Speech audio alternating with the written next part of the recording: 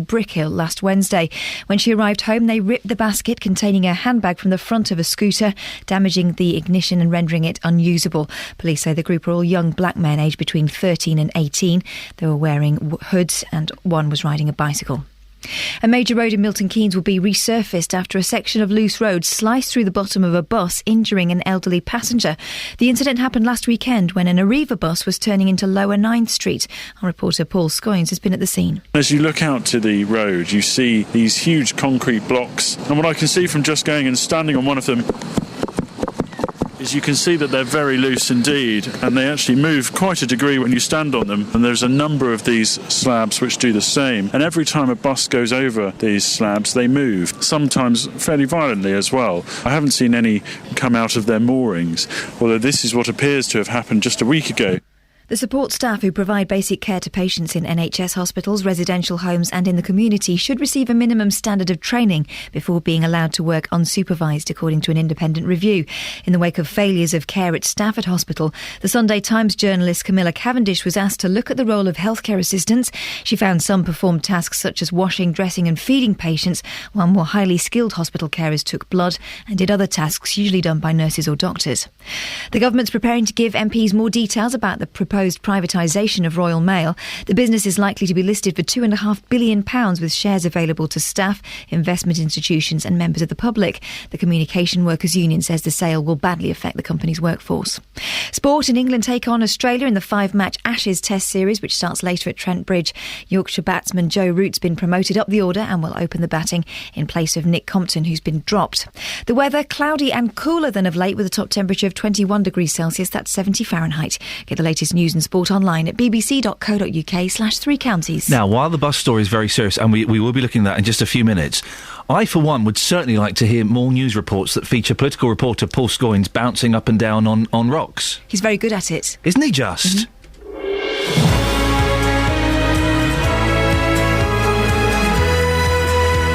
And it is a very serious story. We'll be talking about that shortly. But it certainly had a frisson, didn't it, hearing Paul Scoynes there? Morning, this is Iain Lee, BBC Three Counties Radio. Are you saying it might be another nice day? Really? Wowzers. I went to that there London yesterday. Oh, it was hot and horrible. Oh, it was hot and indeed horrible. This is the kind of weather you want to be sat near a lake. Isn't it? Isn't it? No? Oh, OK, just me then. Lots coming up on the show this morning, including postal workers have started a week-long bus tour today as they head towards London to campaign against the privatisation of Royal Mail. Well, do you think you get a good service from Royal Mail, or could it be better?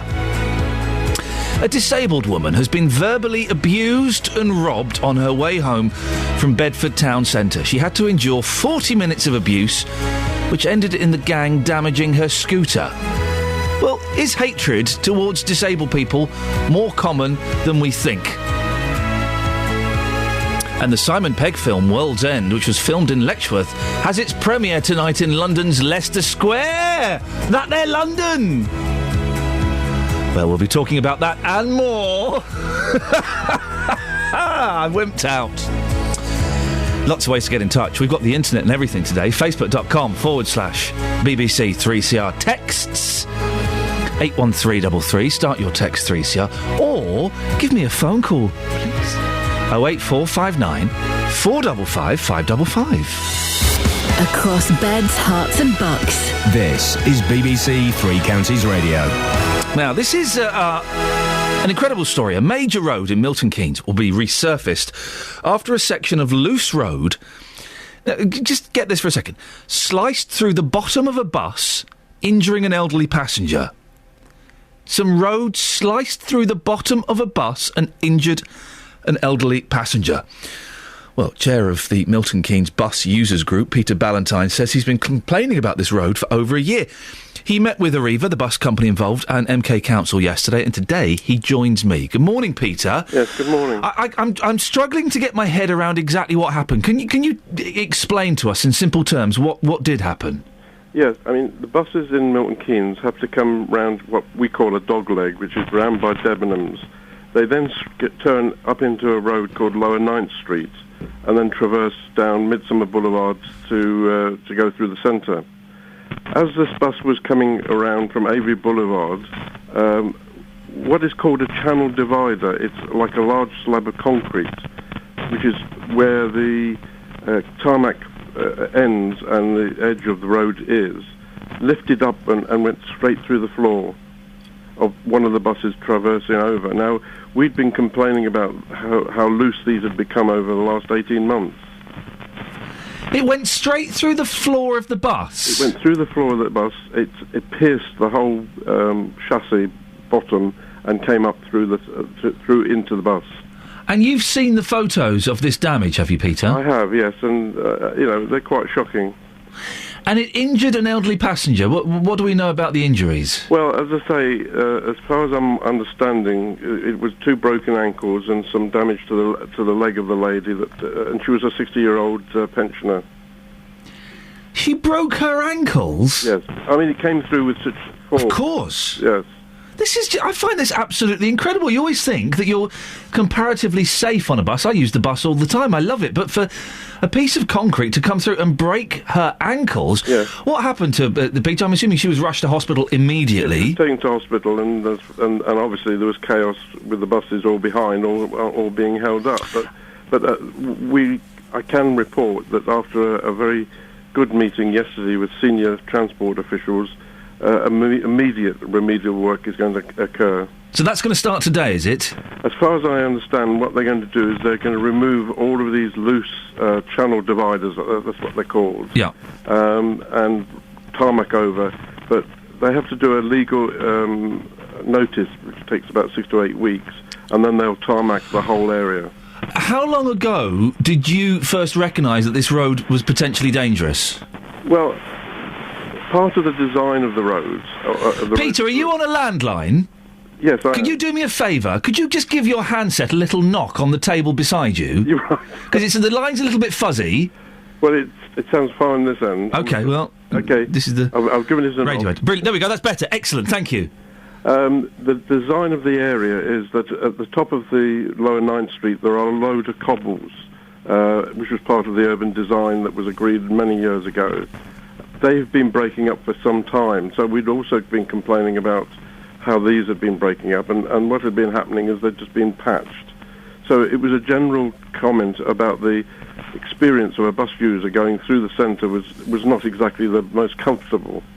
So it's been an ongoing conversation, and we had conversations in recent months to say that this needed attention. So this accident could have been avoided if they'd listened to you? It could have been avoided, but I think it was one of these freak accidents that can occur.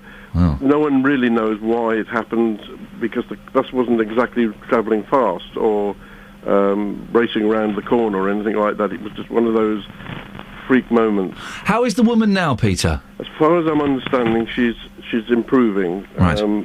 But as I say, we were concerned that it was not an accident going to happen again. Yeah. Because of all the loose unit channel dividers all the way up the roads. And do we know, is she going to sue? I can't answer that one because I don't know. OK, Peter, thank you very much indeed. We'll let it go because the line isn't particularly good. It's Peter Ballantyne, chair of Milton Keynes Bus Users Group. Imagine that you're on the number 62 or whatever it is. You're just going into town, get a little bit of shopping. Suddenly, a big rock flies up through the floor of the bus and breaks both your ankles. Well, in a statement, Milton Keynes Council have said a team was sent to the area immediately after hearing the news of the incident to assess the situation and to make the area safe. A full permanent repair is already planned and will be undertaken shortly. We're currently investigating the incident. The facts, as we currently understand, are that a piece of granite from the road was dislodged and caused damage to the bus. A lady travelling on the bus was injured. Our investigation will seek to establish fully what caused the accident. We are, of course, shocked and saddened to hear of this occurring. Yeah, not as shocked and saddened as the lady with the 2 broken ankles, I shouldn't think. We'll be hearing from Arriva after 7. 08459 455 555.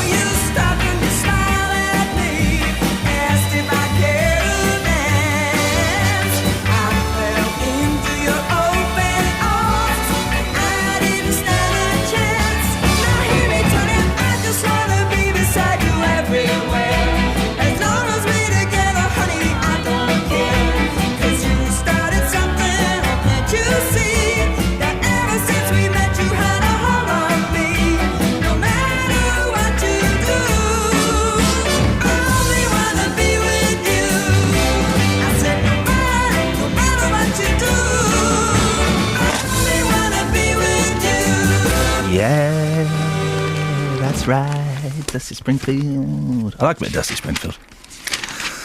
There's a thing in one of the papers. I'm just trying to find it. You can hear me. Here we go. It's in the Express. By the way, what's the Express's health story on the front page? Statins really do save your life. Well, that's great news. 50 ways to make your child's summer. This comes from Clarks, the Who people. Have you heard the Clarks song? Clarks are really big, I think, in Nigeria. I could be wrong. It's somewhere in Africa. They're huge, and this guy's written a brilliant song about them Clark shoes. That's how it goes. It's a good... Anyway. 50 ways to make your child's summer. So there's these lists that pop up from time to time. 50 things to make your child's summer. And some of them are brilliant, okay? Become a comic book hero. All right, fine. That's great. Draw a life-size person. It's a little bit... You do that in 2 minutes. Okay, what next? Some of them are rubbish. Oh, build a den. Build a den is excellent.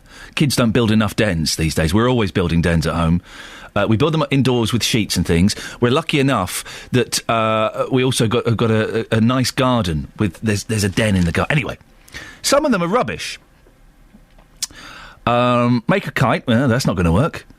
Homemade kites never ever work. Create an everlasting flower. What? Pick your own tasty treat. Doesn't even mean anything. Host a taste test. These are kids. Kids don't want to host taste tests. They want to go and play on their Xbox. Put on a fashion show. Open a cinema at home. Do you know how difficult it is to open a cinema? You've got to get the rights for the films. You can't just charge people to come around and watch it. Doesn't anybody listen to Simon Bates at the beginning of videos anymore? Rights to a pen pal. Oh, jeez. We can throw that out there. What? Can we have some top things to make your child's summer, please? 08459 455 555. You can text as well. 81333. Start your text 3CR. Right, 8:15. Let's get the travel. Here's James Worley. Travel news for beds, cards and bugs. BBC Three Counties Radio. Thanks, Iain. On the northbound M40, there's an accident between the M25 and junction 2 Beaconsfield. The outside 3 lanes are currently closed. In fact, the inside 3 lanes, rather. The outside lane is open. 2 lorries involved, I can see on camera. There's a short queue on the approach. So just to reiterate, lanes 1, 2 and 3 on the northbound M40 between the M25 and Beaconsfield closed for the recovery of 2 lorries in an accident. A short queue there. Moving on to Butler's Cross, Wendover Road is blocked. The trees come down between the Ellsborough Road junction and the junction of Pound Street. As for trains across 3 counties, looking all right this morning, no reported problems. James Worley, BBC 3 Counties Radio. James, thank you very much. Right, 6:16, it's Wednesday the 10th of July. I'm Iain Lee and these are your headlines on BBC 3 Counties Radio. A court has heard how the boyfriend of 19-year-old Amelia Arnold, whose body was found in Hatfield in November, told his uncle he'd murdered her. A Leighton Buzzard man is due before magistrates later in connection with a recent spate of gun crime in Luton. In sport, England's cricketers begin their 5-match Ashes Test series against Australia at Trent Bridge later. Coming up, St Albans could lose its probation offices. 08459 455 555. BBC Three Counties Radio.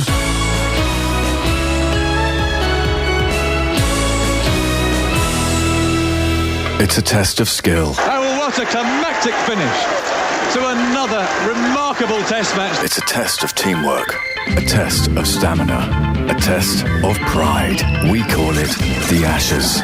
England versus Australia. Every single ball, wherever you are.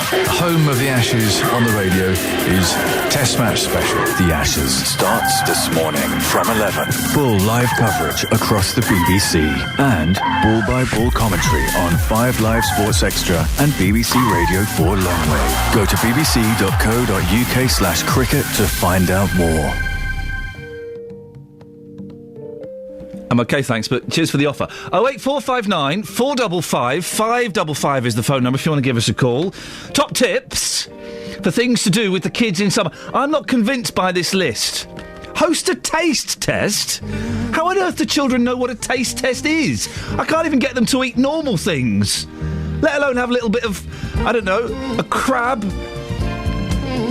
And some cheese. I don't know what you do in a taste test. I've never been to one, to be honest. Yes. Don't leave me this way. I can't survive, can't stay alive without your love. Don't leave me this way, no. I can't exist, I'll surely miss your tender kiss. Don't leave me this way, no. Don't leave me this way. A broken man with empty hands. Baby, please, please, don't leave me this way. Ah, baby, my heart is full of love and desire for you. Now come on, girl, and do what you gotta do. You started this fire down in my soul. Now can't you see it's burning out of control? Now come on, girl, and satisfy needing me. 'Cause only your good loving can set me free. Free, free. Don't leave me this way. 'Cause it would be wrong to string along a love so true. Don't leave me this way. Don't you understand? I'm at your command. Oh, baby, please, please, don't leave me this way. Hey, don't leave me this way. I can't survive, can't stay alive without your love. Don't leave me this way. Ah, baby, my heart is full of love and desire for you. Now come on, girl, and do what you gotta do. You started this fire down in my soul. Now can't you see it's burning out of control? Now come on, girl, and satisfy the need. 'Cause only your good love. It's amazing how rude songs are, isn't it? I've just worked out what the line "satisfy the need in me" means. And it's not, come on, let's go and get some apples. He doesn't need apples, he needs something else. 08459 455 555. Now, fears that St Albans could lose its probation offices under government plans to privatise the service are due to be voiced in the city this evening. Much of the workload could be put out to tender if the proposed changes eventually become law. We can talk now to Labour councillor Jacob Quagliosi, who's behind a motion which will be considered at a full meeting of St Albans District Council tonight. Good morning, councillor. Good morning. What does the government want to do and why? So what these proposals, which are in the House of Lords now, actually, today, in fact, set out, is to put up to 70% of current probation work out to competitive tender to the private sector. And that will mean, essentially, that all medium and low-risk probation work goes to private companies.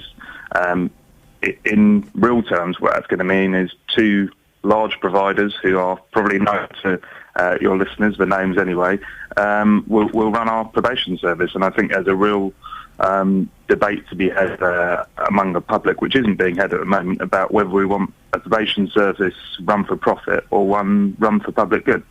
How will this impact on St Albans and the rest of Hertfordshire? Well, Hertfordshire, essentially, at the moment, there's 35 probation trusts across the country. Hertfordshire is one. And what the government proposed to do is to essentially shut down the probation trust, as we know it, make it into a government-run company. There are 4 different offices, probation offices across Hertfordshire, serving all of Hertfordshire, deal with about 3,500 service users per year. St Albans deals with between 600 to 800, and to be honest, there's a real question mark over future of the office in St Albans, and I would suspect elsewhere as well, as we really don't know what will happen to the infrastructure that's there already. Councillor, is the system that you have in place now working perfectly? Well, no, I think it's fair to say there's more we can do on cutting reoffending rates, and if you look at the figures for last year, we've got a lot more. Well, it could be argued you've had your chance, or the system in place at the moment has had its chance for quite a long time and has failed. So the government should look at the cutting costs and getting someone else to have a go. Well, I think when you actually drill into what's actually going on in the service, it's pretty interesting, and it tells an interesting story. Go on. You look at the moment, for example, one of the highest reoffending rates is for offenders who are released having served a sentence of less than 12 months. Now, part of the government plans I agree with is to say that people come and they get very little support, and they'll get full probation support. Now, given that most people don't get support already, they're not in the probation service, and they're essentially putting the numbers up with their reoffending rate, it seems mad to take away the rest of the work from the probation service. If you look at the low and medium risk offenders, actually their reoffending rate is improving, and clearly in Hertfordshire as well, we seem to have a probation trust which is markedly improved from what it was 5 or 6 years ago. Only last December won an award, Public Service Award for Innovation. So we've got a service that's improving, can do more, but by getting rid of people who are best trained to deal with very complex problems, I don't think we're going to make much to do with the solution. Everybody is cutting corners and saving money. Everywhere is doing that.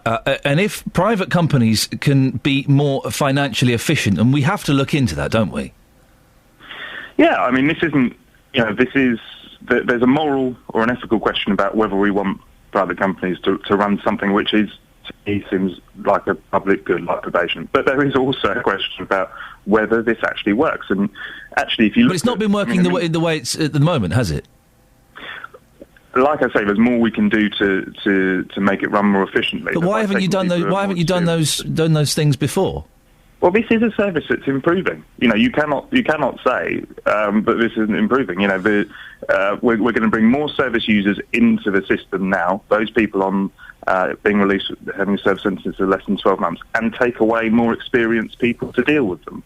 And these are, like I say, this isn't something where there's no quick win here. These are people with very complex problems. About 70% of probation work in people with mental health problems, substance abuse, alcohol abuse. Now, getting a private company in and saying, we'll pay you by results if you get X amount of offenders turned around within a year, sounds a good idea on the tin, but when you look into it, some of these people require a lot of resource, a lot of time spent on them, and what I think the fear is from people in the service is that you'll get a focus on those who are easy to turn around quickly, and those who take take more time and effort will be ignored.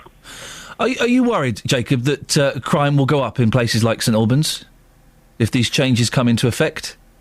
Look, I think I can't find better words to describe these proposals than the government's own risk assessment that says that there is a 50 to 80% chance that the quality of service will decline, and that there will be reputational damage to the Probation Service and the Ministry of Justice. Now, if we were talking about trains, that means your train's going to run late.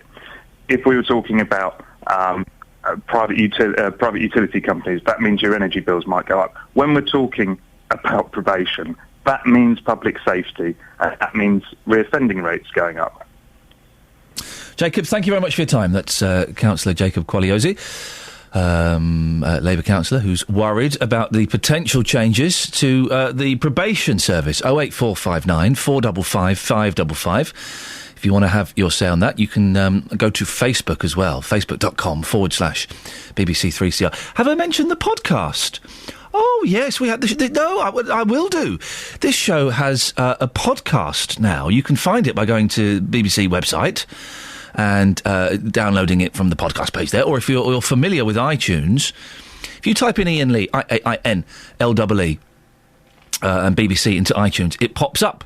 And they only last for 30 days, so the first 2 or 3 episodes have gone already.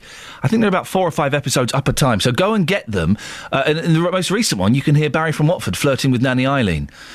And you can also hear a peeping Ken in Luton taking pictures of his neighbours. I know, it's as creepy and as wonderful as it sounds. So do go and have a little listen to that.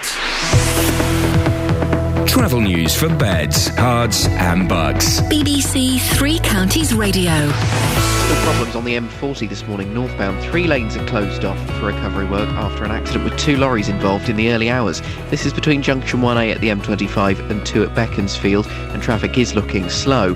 Wendover Road in Butler's Cross has been blocked both ways by a fallen tree between Ellsborough Road and Pound Street.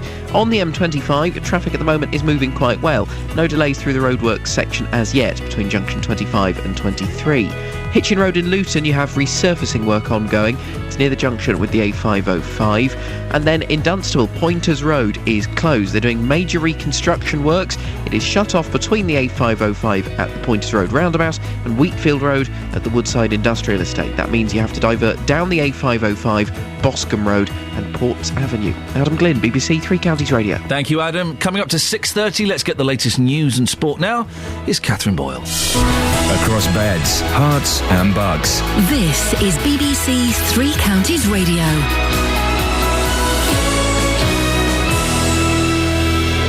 Good morning. The headlines. A court has heard how the boyfriend of 19-year-old Amelia Arnold, whose body was found in Hatfield in November, told his uncle he'd murdered her. A Leighton Buzzard man's due before magistrates later in connection with a recent spate of gun crime in Luton. And police in Bedford are appealing for witnesses after a disabled woman was followed home by a group of boys who verbally abused and robbed her.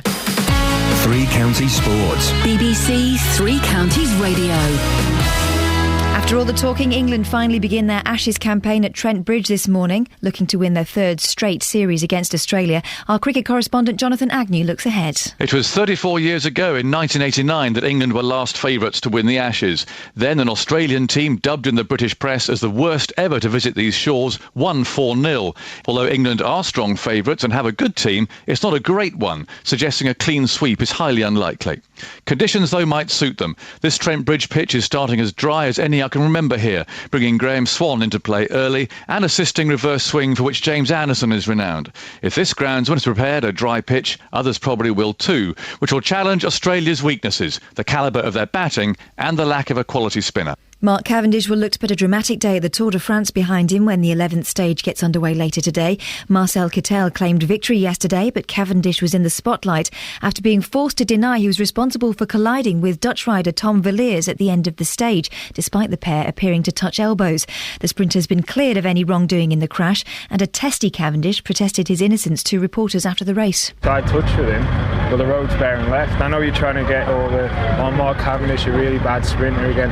The road's bearing left. 150 metres ago, the road bears left. Either I follow the road or I hit the barriers. And finally in football, Mark Schwarzer says it was an easy decision to join Chelsea after speaking to manager Jose Mourinho. The former Fulham goalkeeper signed a 1-year deal at Stamford Bridge. And that's your latest news and sport. I'll be back with more at 7 o'clock. Call 08459 455 555. BBC Three Counties Radio. Post offices and films. Coming up shortly. Are you a fan of the Royal Mail and the post office? I've got to be honest, my postman, where we've moved recently, he's brilliant. Oh, he's brilliant. If he sees me walking down the street, he'll pull over. All right, mate, I've got some post for you. Do you want it now or... Yeah, go on then. If we've got parcels, I won't give away too much, but he has a secret hiding place and he'll slip a note through the door saying I've hidden it in the secret hiding place. Love it. What do you think about Royal Mail? You a fan? 08459 455 555. And here's a question. The front page of The Sun. Elton, I nearly died. Appendix forces star to axe tour. If you were going to the big concert at Hyde Park, I think, is it this Friday? It was supposed to be him, Ray Davies, Elvis Costello. He was headlining, Elton John. He's pulled out. Oh. And they've made the concert free. In your face, people who paid, it's going to be free. But So Elton John yesterday revealed he's been struck down by an agonising bout of appendicitis that could have killed him. The 66-year-old legend had to scrap his European tour, including a gig at London's Hyde Park, after stomach pain forced him off stage on Friday. Scans showed a potentially fatal appendix Is appendicitis that bad? I've never had it. It's just a little bit of stomachache, isn't it? You can't die from appendicitis, can you? Can you? I don't think so. If you've had it, I don't want to... listen, I don't want to go in the gory details. Well, I do, actually. I want the gory details. Have you had it? Is it that bad? Is Elton John being a bit of a wimp, as is his wont? 08459 455 555. It can't be that bad that you have to cancel a concert at Hyde Park, can it? Surely you could work through it. Couldn't you? Just take a few Nurofen. Get on with it. 08459 455 555. I wonder what this song's about. If only Carol Decker would tell us, but she just keeps it so secretive, doesn't she? It was a theme she had on a scheme he had, told in a foreign land, to take life on earth to the second birth, and the man was in command. It was a flight on the wings of a young girl's dreams that flew her too far away.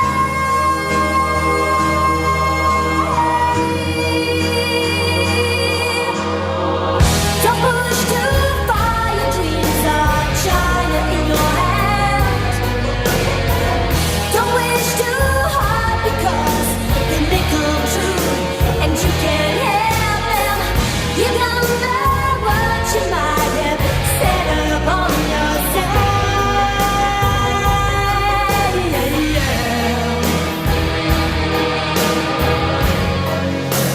China in your hand.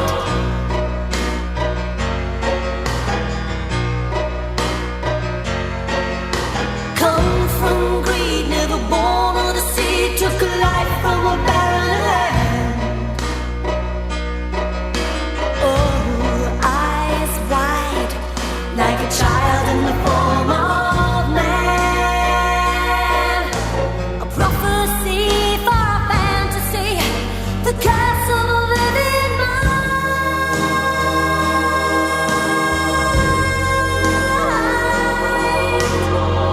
Don't push too far, your dreams are China in your hand. Don't wish too hard because they may come true, and you can't help them. You don't know what you might have set upon yourself.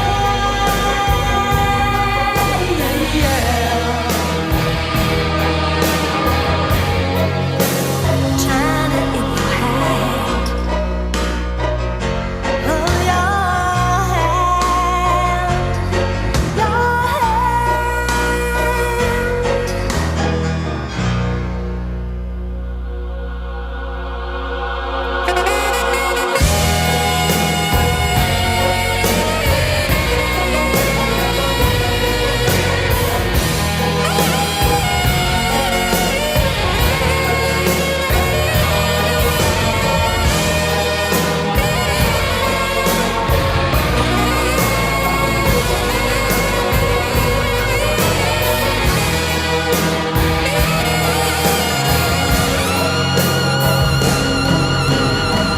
Don't push too far, your dreams are China in your hand. And don't wish too hard because it may come true, and you can't help them. You don't know what you might have set upon yourself.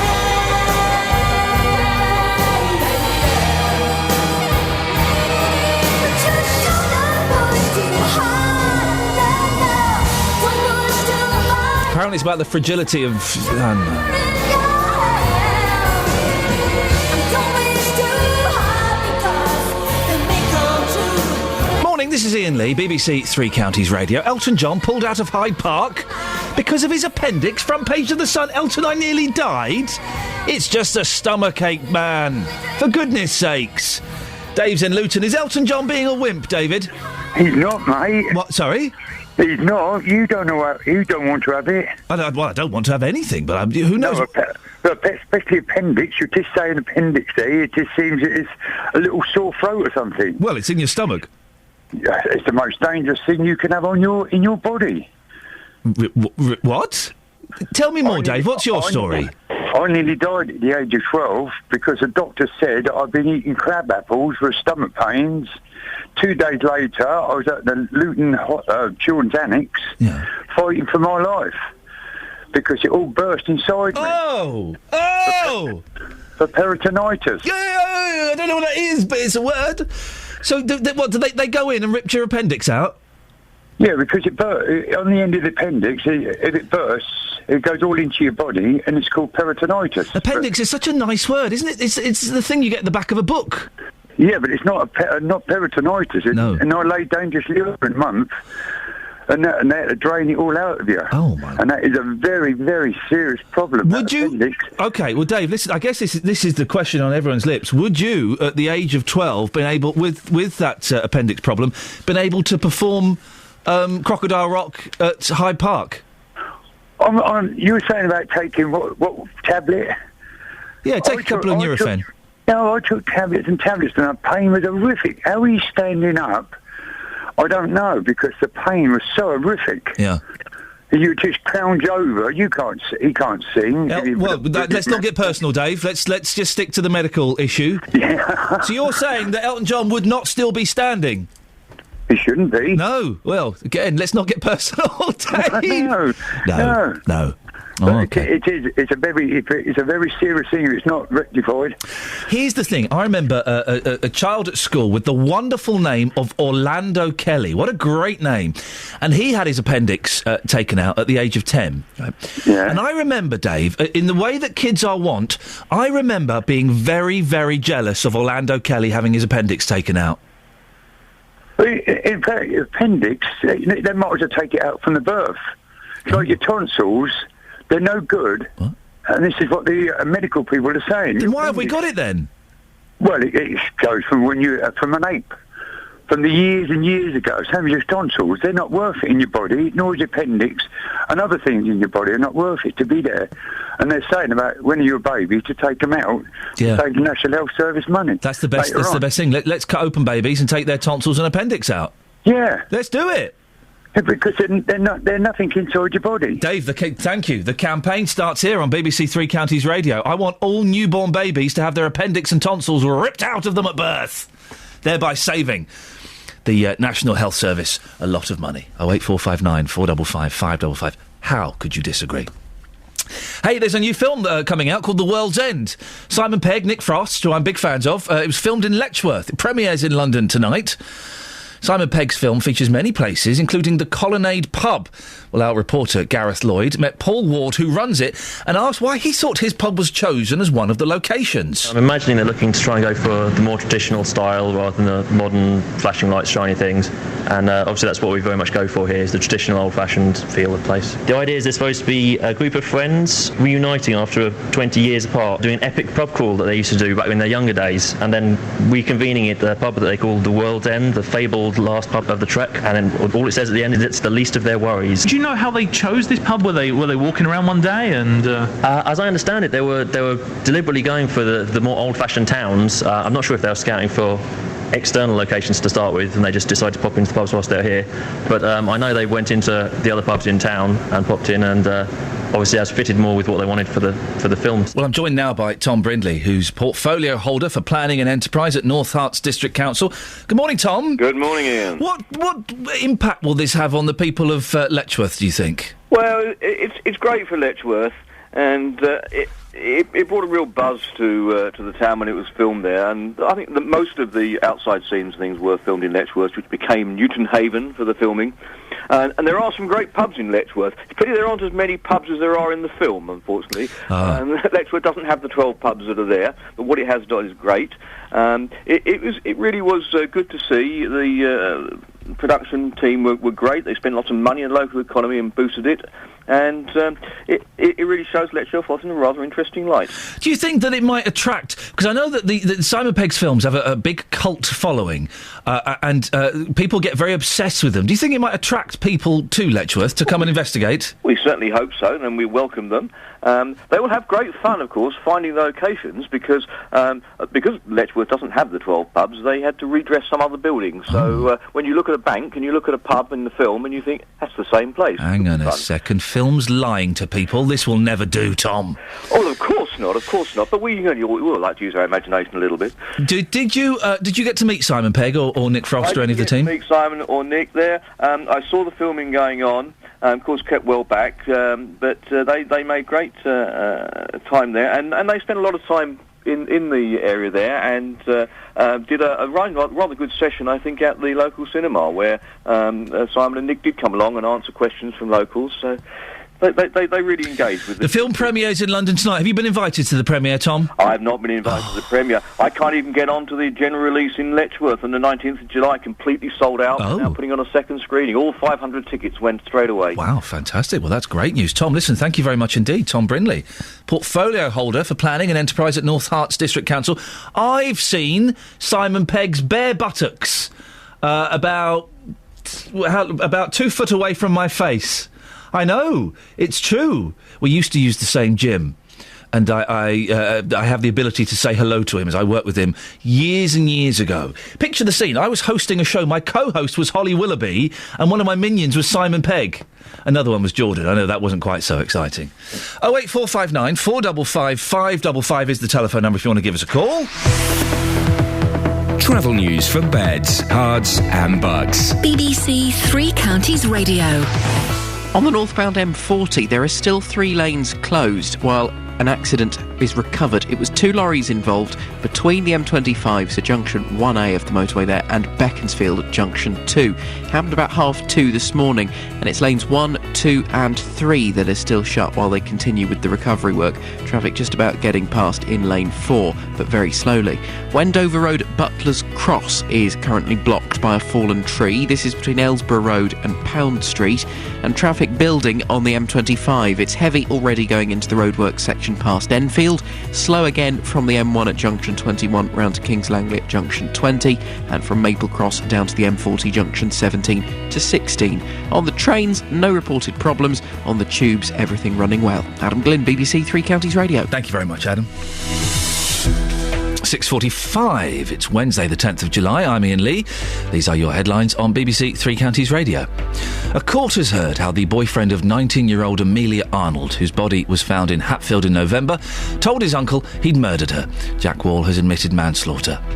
A Leighton Buzzard man's due before magistrates later in connection with the recent spate of gun crime in Luton.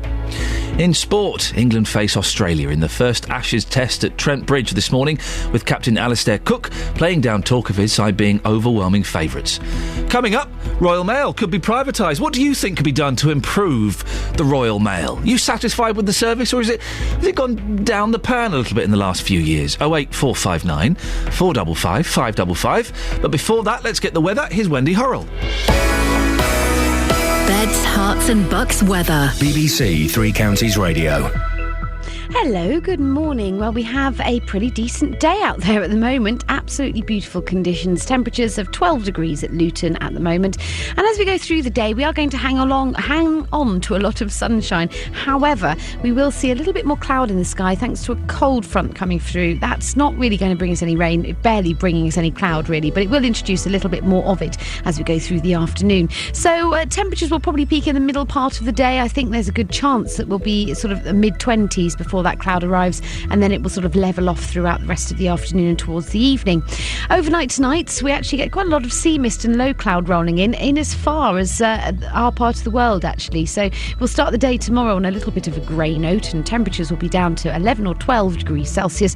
But come the sort of middle part of the day, most of that cloud will have burnt away back again, and we'll have some lovely sunshine into the afternoon. A little bit fresher tomorrow. I think the absolute top temperature, 25 degrees Celsius, so very comfortable.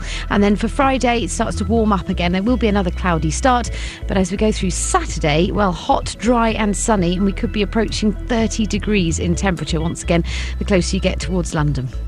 Thank you very much.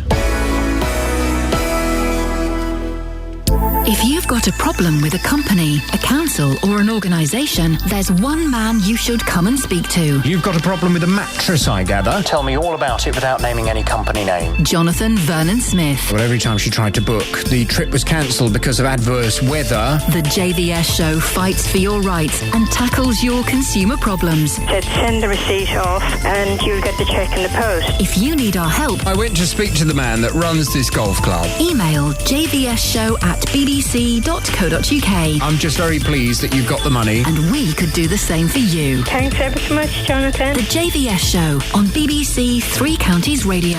Quick question. We'll be talking about this more after 9 o'clock, but are you bothered by breastfeeding in public? It always strikes me as odd that some people are offended by it. I never quite get it. Surely breastfeeding is one of the most natural things in the world. I'm not a breastfeeding fascist, by the way. It's not for everyone. Don't work for everyone. I'm not averse. Don't finish typing that on the screen. I'm not averse. I've just been told something else that's quite natural, and you wouldn't want to do that in public. But I'm not averse to people using the bottle. Bit of formula if you want. But a rail company has been forced to apologise after a train conductor humiliated a breastfeeding mum by asking her to feed her 4-month-old in the train toilet. Now, train toilets are particularly grim places. You go and eat your lunch in a train toilet. Go on, you go and have your packed lunch in a train toilet. Chantel Nichols was feeding her young daughter Morgan when the guard approached her and suggested she moved into the toilet. Well, 08459 455 555. Straw poll this morning. Are you bothered by breastfeeding in public?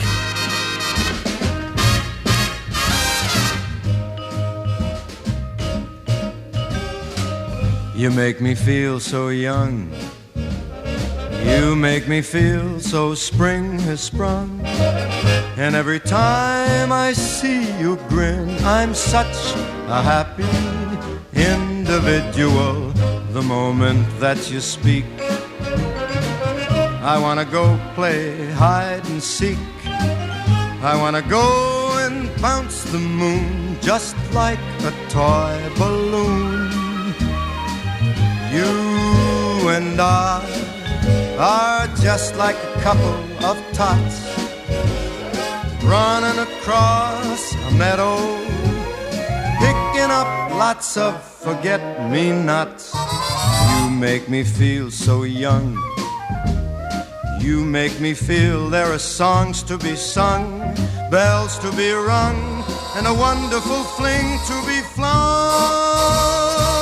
And even when I'm old and gray, I'm gonna feel the way I do today, 'cause you make me feel so young.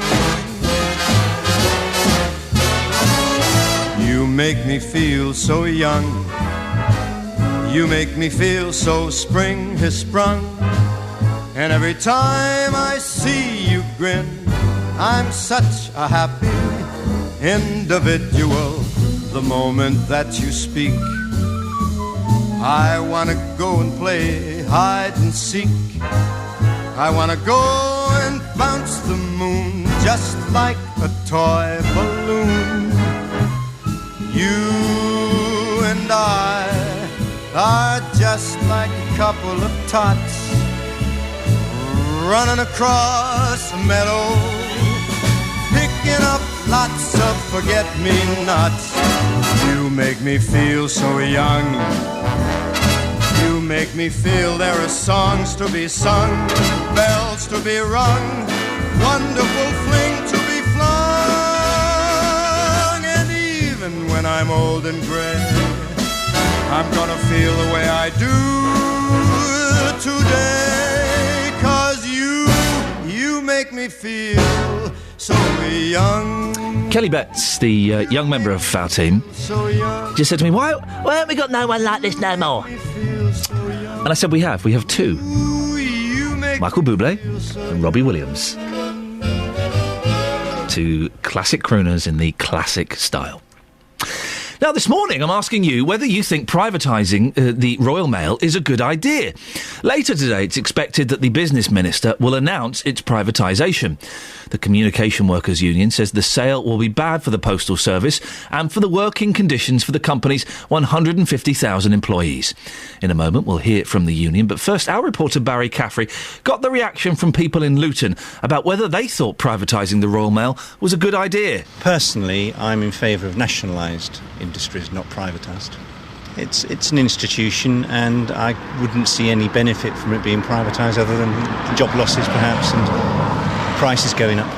I would say it wouldn't be a good idea because there's been so many organisations that have been privatised, and I think we should keep Britain as industrious as possible. Do you think it's an institution for Britain, the Royal Mail?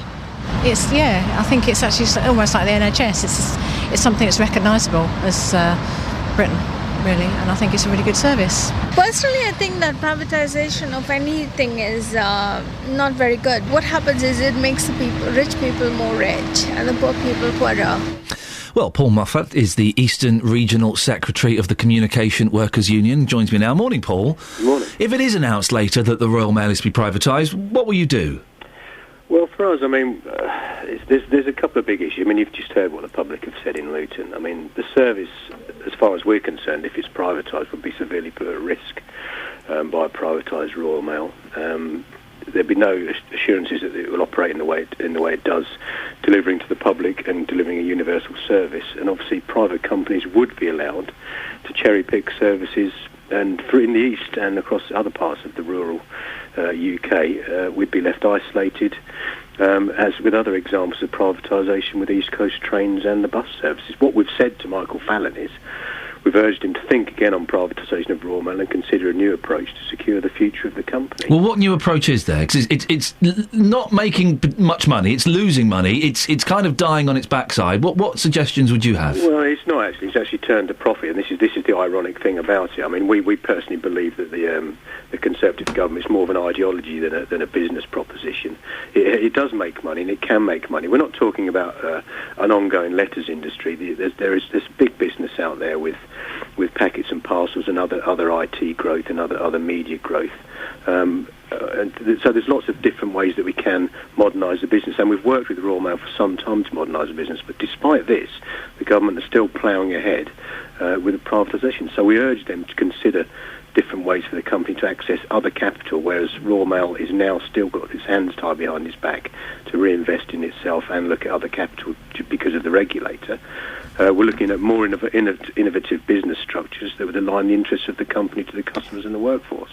It's quite an old-fashioned concept, isn't it? There are so many different ways to send packages and parcels. I had to send off a couple of hundred CDs the other day, and the cheapest way for me to do it was to box them up, take them to my local Nissa supermarket, and they send them for about £4 a box. Well, this is the way it sits now because of Ofcom and the way it's regulated. I mean, what you've got to understand is with competitors there is no regulation, whereas now Royal Mail and its employees are regulating how they deliver the mail with the universal service. Now, what we're saying is that those regulations need to be on a level playing field. Royal Mail now needs to be allowed to perform in the market along with its competitors to make it competitive. So the work is there.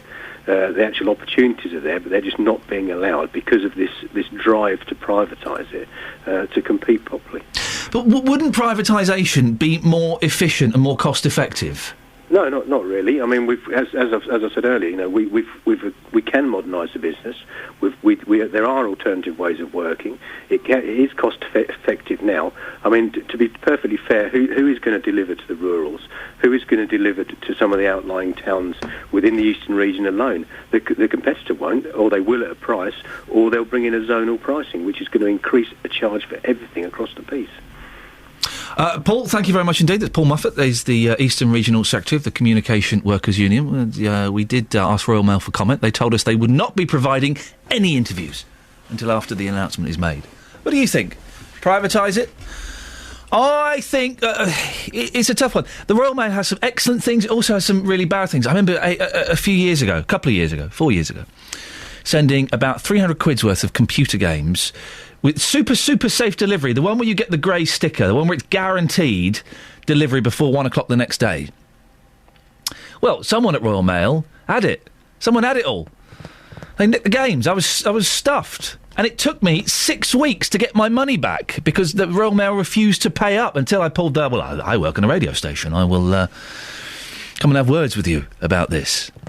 What do you think? But my postie is brilliant at the moment. 08459 455 555 after 9 o'clock. We'll speak to Helen after 7, I think, because we're kind of running out of time a little bit. And it'd be nice. I want to have a proper chat with Helen. So, Helen, if you can just hold fire a bit, Helen and Milton Keynes. It's about breastfeeding. After a woman on a train was told to breastfeed her baby. Oh, yeah, no, don't do that on the train. Could you go and do it in the toilet? Well, hang on a second. You go and have your lunch in a train toilet. They're filthy. If you want to have your say on this, 08459 455 555. Keen to talk to the two sides here. If you're a mum who's been told to breastfeed your child elsewhere, but also, if you are someone who thinks, oh, no, please... No, that's that's private. I don't want to see that. Do give us a call. Travel news for beds, cards and bugs. BBC Three Counties Radio. Northbound M40, it's now just one lane closed after the accident earlier this morning with 2 lorries involved between the M25 and Beaconsfield, junction 1A and 2. However, there's still about 2 miles of queuing traffic while the recovery work continues, and it's taking around 15 minutes to get through. Wendover Road in Butler's Cross, blocked both ways by a fallen tree between Aylesborough Road and Pound Street. If you're joining the M25, anti-clockwise is looking particularly slow, with heavy traffic into the roadworks section past Enfield. Then it's busy from the M1 round toward Kings Langley, and slow from Maple Cross down to the M40. We've also got a fair bit of traffic on the A1 through Boreham Wood. It is slow moving from Stirling Corner down toward Mill Hill Circus on the cameras around there. Train departure boards, though, are not showing any problems this morning, and if you're heading into London, the tubes are all running well. Adam Glynn, BBC Three Counties Radio. Thank you, Adam. Breastfeeding, Royal Mail and films all coming up. And also the incredible story about a Milton Keynes bus ride. Well, it ended up with a pensioner breaking both her ankles. We'll find out more after the news with Catherine. On FM, AM, online and digital radio.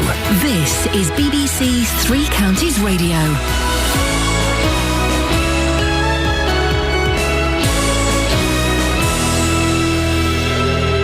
It's 7 o'clock. The headline: Stevenage man denies murder, disabled woman abused in Bedford, and concern over the proposed closure of St Albans probation. BBC Three Counties Radio. A court's heard how the boyfriend of 19-year-old Amelia Arnold, whose body was found in Hatfield in November, told his uncle he'd murdered her. 22-year-old Jack Wall from Hadrian's Walk in Stevenage denies murder but admits manslaughter, as Tony Fisher reports. 19-year-old Amelia Arnold was killed at the property in Hadrian's Walk with what the prosecution say was probably a dumbbell bar. Wall's uncle, Joseph Potter, told the court Wall had said to him, "It's not manslaughter, I've murdered her, Uncle Joe." The court heard details of how he'd helped his nephew to clear up the body.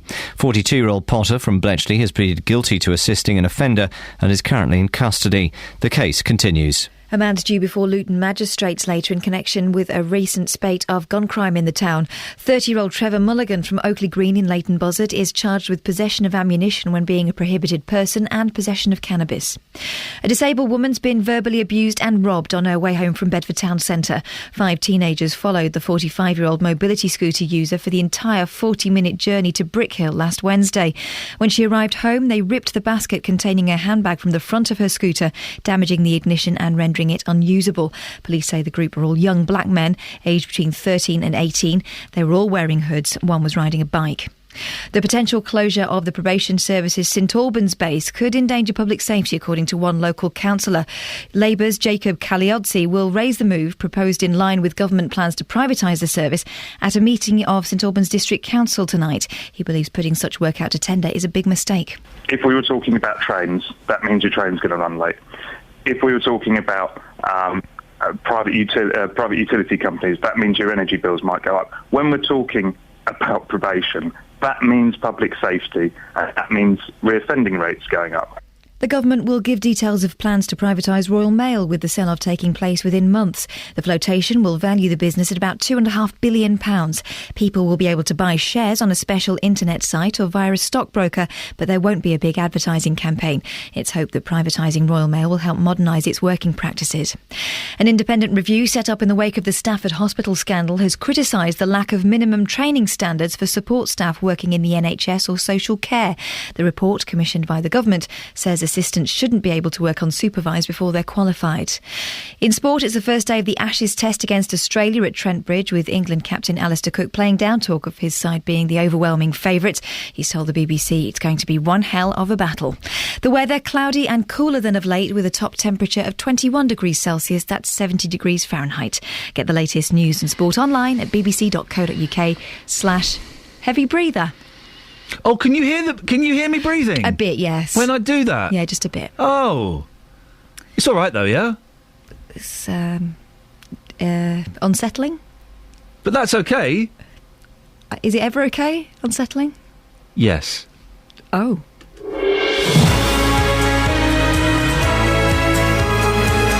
Morning, Iain Lee, BBC Three Counties Radio. Am I a heavy breather? You don't get heavy breathing phone calls anymore, which is a good thing. You also don't get streakers, do you? There's a front page picture on The Independent of a streaker from 1975, a man jumping over the bails at a cricket match. How's that? Not bad. You don't get streakers anymore. Streakers are a very 70s and 80s British thing. Bits and pieces bouncing around at sports arenas. I miss the streakers. Lots coming up on the show this morning. No streaking. No streaking. Postal workers have started a week-long bus tour today. As it'll arrive late and a little bit damaged. As they head to... It's a joke. As they head towards London to campaign against the privatisation of Royal Mail. Well, do you think you get a good service from Royal Mail? A disabled woman has been verbally abused and robbed on her way home from Bedford town centre. Is hatred towards disabled people more common than we think? And a woman on a train has been apologised to. She was breastfeeding her baby, and the conductor, or the train guard, said, "Yeah, would you mind doing that in the toilet?" Do you have a problem with breastfeeding in public? Facebook.com/BBC3CR. Send me a text 81333, start your text 3CR, or give me a phone call 08459 455 555. Across beds, hearts and bucks. This is BBC Three Counties Radio. A major road in Milton Keynes will be resurfaced after a section of loose road... Now get this. This is an incredible sentence I'm about to read. Sliced through the bottom of a bus, injuring an elderly passenger. She broke both her ankles. Well, our reporter, Paul Scoynes, has been at the scene.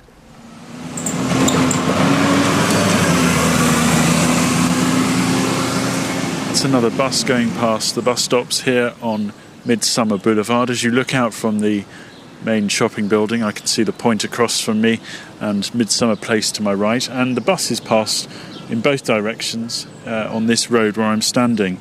And as you look out to the road, you see these huge concrete blocks crisscrossing the road and are used as well to mark the boundaries of the bus stops. And what I can see from just going and standing on one of them is you can see that they're very loose indeed, and they actually move quite a degree when you stand on them. You can also sort of hear the noise as you do stand on them, and there's a number of these slabs which do the same. This one here is also sort of surrounded by bricks, and every time a bus goes over these slabs they move, sometimes fairly violently as well, although I haven't seen any come out of their moorings, although this is what appears to have happened just a week ago, when in this spot a bus went over one of these slabs and it flew up and pierced the actual bottom of the bus. What I understand is that Arriva, who operate most of the buses through here, are actually even contemplating stopping using this route until a full assessment has been made. The local bus users group have made many appeals, they say, to the council to look at the quality of the road surfacing around here. especially as it's also used as a main pedestrian crossing as well. I can see lots of people walking across the road using these particular areas, and a lot of the areas you can see is very badly damaged brickwork, and it looks like a lot of the concrete and cement has come out of that, so you've got loose flagstones and loose bricks just being pushed around every time people drive over it. You can certainly see if there was an accident how it could have come about. Paving in Milton Keynes has been a problem for a while. It was, of course, all put in around about the same time, so as a consequence, a lot of it is all falling apart at the same time too. Though the council say they have invested money in repairing the area around the city centre, there's clearly some work to be done in these areas. What's our reporter Paul Scoynes bouncing on some rock. Chair of the Milton Keynes Bus Users Group, Peter Ballantyne, spoke to me earlier. He explained the extent of the injuries suffered by the passenger. As far as I'm understanding, it was 2 broken ankles and some damage to the leg of the lady, and she was a 60-year-old pensioner. I mean, it came through with such force. Of course. Yes. And we had conversations in recent months to say that this needed attention. Joined now by Lindsay Frostick from Arriva, who operate the bus involved. Morning, Lindsay. Can you talk me through what happened? Well, obviously I wasn't there myself, so we have reports from the driver and obviously the manager of the depot. Yes. And unusual doesn't describe it really. We've never had anything like this before. But the bus was just pulling on, it was on Lower 9th Street as it approaches up to Midsummer. And like the reporter described, the concrete block or curbstone or whatever part of that area it was must have flipped up maybe when the front wheels went over it, and it pierced the bottom of the bus. I mean, it a most incredible scene, and some very, very concerning pictures. How badly hurt was the passenger on the bus? We've heard from Peter Ballantyne that she may have broken both her ankles. She was actually obviously whisked away from the scene by the ambulance, and so we didn't actually get to talk to her directly. By the time our kind of managers had turned up to the scene, she had been taken away. It was clear she'd got lacerations to her leg, and we suspected it was at least one broken leg. But again, we didn't have any of her details, so unfortunately we've not been able to follow that up as of yet. But obviously that is part of our ongoing investigation and our work. So hang on, Arriva haven't checked up on this woman? We don't have any details at all. Unfortunately, normally what we would do is obviously take their details and follow it up, but she was literally whisked straight away by the ambulance. When did this happen? When did this happen, Lindsay? The 29th. You've had over a week. Okay. Well, why have you not found her? Why have you not found what hospital she's in? And why have you not, at the very least, sent her a bunch of flowers and an apology? Well, when we do know where she is, we certainly would be doing that. Have you been making efforts to find her? Yes, we have been making efforts to find her. Right. And you've not been able to find her in a week? Me personally, no, I haven't been able to find her. Well, as a spokesperson for Arriva, yes. As Arriva, personally. As part of our ongoing investigations, we would get in contact with her, as probably the council wants to get in contact with her and everything else. I don't imagine the top of her list is speaking to either company at the moment. I bet she's furious with both of you. Sorry? I bet she's furious with both of you, poor dear. Broken ankles. I imagine she is furious. Yeah. As I lie in bed with 2 broken ankles myself right now, then I imagine she is furious. Yeah. But on this occasion... But Arriva have been unable in a week to find her and send her a bunch of flowers? No, that's correct, because we don't have her details, as I've just explained. Couldn't just ring around a few hospitals and find it's not that difficult, Lindsay, is all I'm saying. I don't think hospitals give out addresses of patients, and I'd be certainly concerned if they did. No, but you phone up a hospital and say, as a 60-year-old woman come in with 2 broken ankles from a bus, they'll say yes or no. If they say yes, you send them a bunch of flowers. It's not difficult, is it? No, most hospitals don't allow flowers. I don't know. Box of chocolates, Lindsay! Send us something. Sure that's why you got me on, Ian, I have to say. Well, no, but just public relations, Lindsay. Someone breaks their ankles on your bus, then yes, you should make some kind of reproach towards them. That's all I'm suggesting. I totally agree with you. Excellent. We just need to keep it in perspective that Arriva wasn't to blame for this incident, so that needs to be No, but it was on an Arriva bus, wasn't it? Absolutely. So there's definitely a connection with Arriva. And she has our every sympathy, and we will be getting contact with her. I just said we haven't managed it yet. That isn't saying we're not. Excellent. Right. Have your drivers had concerns about this stretch of road before?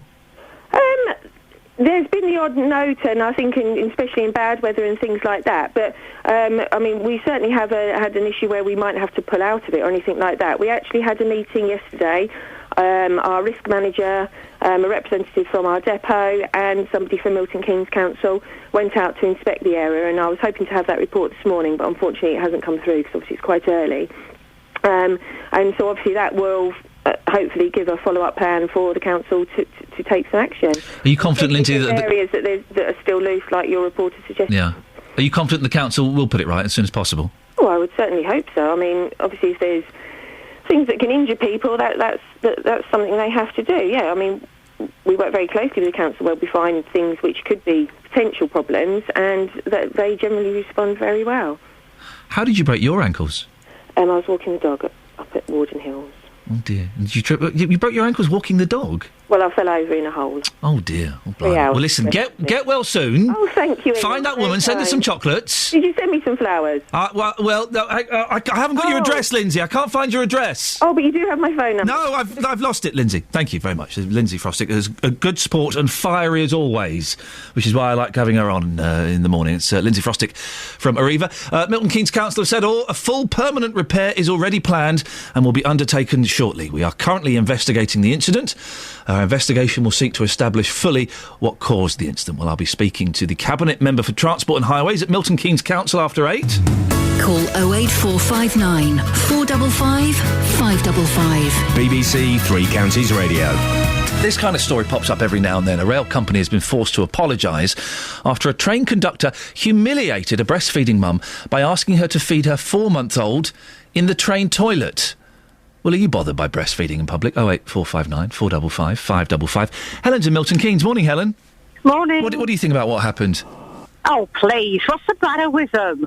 Honestly, what's more natural than breastfeeding a baby? Most mums, you can't even tell when it's happening because they're so discreet. And I just think it's so lovely to see, a mum nurturing her child. Who was it complained anyway? Another passenger? Well, I don't know. The information we have is that the conductor kind of maybe took offence himself and said, look, come on, let's maybe nip to the toilet and put those away and do it in there. Well, why can't they put all the nose pickers and the ear pickers into the toilets as well? Hey, those are my people you're knocking there, Helen, for goodness sakes. The thing is, though, some people are offended by it, aren't they? And shouldn't we listen to those people? Shouldn't we respect their views? The old words, get a life. Please, there are worse things that happen than somebody breastfeeding their baby in public. And as I say, how can you tell unless you're sort of like really zooming in? Are they operating breastfeeding patrols on the train? Well, it's not. It's not a bad idea. So, are there any places where it's inappropriate to breastfeed a baby? Well, no, I can't think so. What about you're in a swanky restaurant, Helen? You're in the Ivy in London. Yeah. You're there. George Michael's on the table over there. Al Pacino's on the table over there. The head of Channel 4's sat there. Is it appropriate to get him out and feed the little one there? Yes, because have you seen some of these people's table manners, talking with their mouths full and all that sort of thing? There you go. Speaking of talking with their mouth full, Helen, thank you very much indeed. 08459 455 555. It's a tough one to argue against, isn't it? Although there are some places where it's perhaps inappropriate. Posh restaurant. I mean, you wouldn't necessarily be taking a baby into a posh restaurant, but there. If you've been breastfeeding in public and told to move on, could you give us a call? 08459 455 555. And also, if it offends you, keen to speak to you this morning. Travel news for beds, cards and bugs. BBC Three Counties Radio. Still looking very slow on the M40 northbound. There's one lane closed off while the recovery work continues after an accident early this morning with 2 lorries involved between junction 1A at the M25 and junction 2 at Beaconsfield. It's the inside lane of the northbound M40 that's still shut. Lanes 1, 2 and 3 were closed earlier. Now it's just lane 1 that's closed. But the delays past there, it's looking like it's taking you around half an hour to get through the traffic. Through Butler's Cross, Wendover Road remains blocked both ways by a fallen tree between Missenden Road and Pound Street. On the A5, it's looking a bit slow as you come past Lynch Hill, the B4540. M25 anti-clockwise, it's stop-start into and through the roadworks past Enfield. It's then pretty stop-start from the M1 right the way round to the M40, and delays into London through Boreham Wood on the A1 southbound from Stirling Corner toward Mill Hill Circus. Trains, though, and the tubes into and out of London running fine. Adam Glynn, BBC Three Counties Radio. Adam, thank you very much. 7:17. It's Wednesday, the 10th of July. I'm Iain Lee. These are your headlines on BBC Three Counties Radio. The uncle of the man accused of killing 19-year-old Amelia Arnold in Stevenage has told the court his nephew confessed to the murder. Jack Wall denies that charge but has admitted to manslaughter. A Leighton Buzzard man will appear before magistrates later in connection with the recent spate of gun crime in Luton. In sport, England's cricketers face Australia in the first test at Trent Bridge this morning. Coming up, St Albans could lose its probation office. We'll talk more about that next. BBC Three Counties Radio.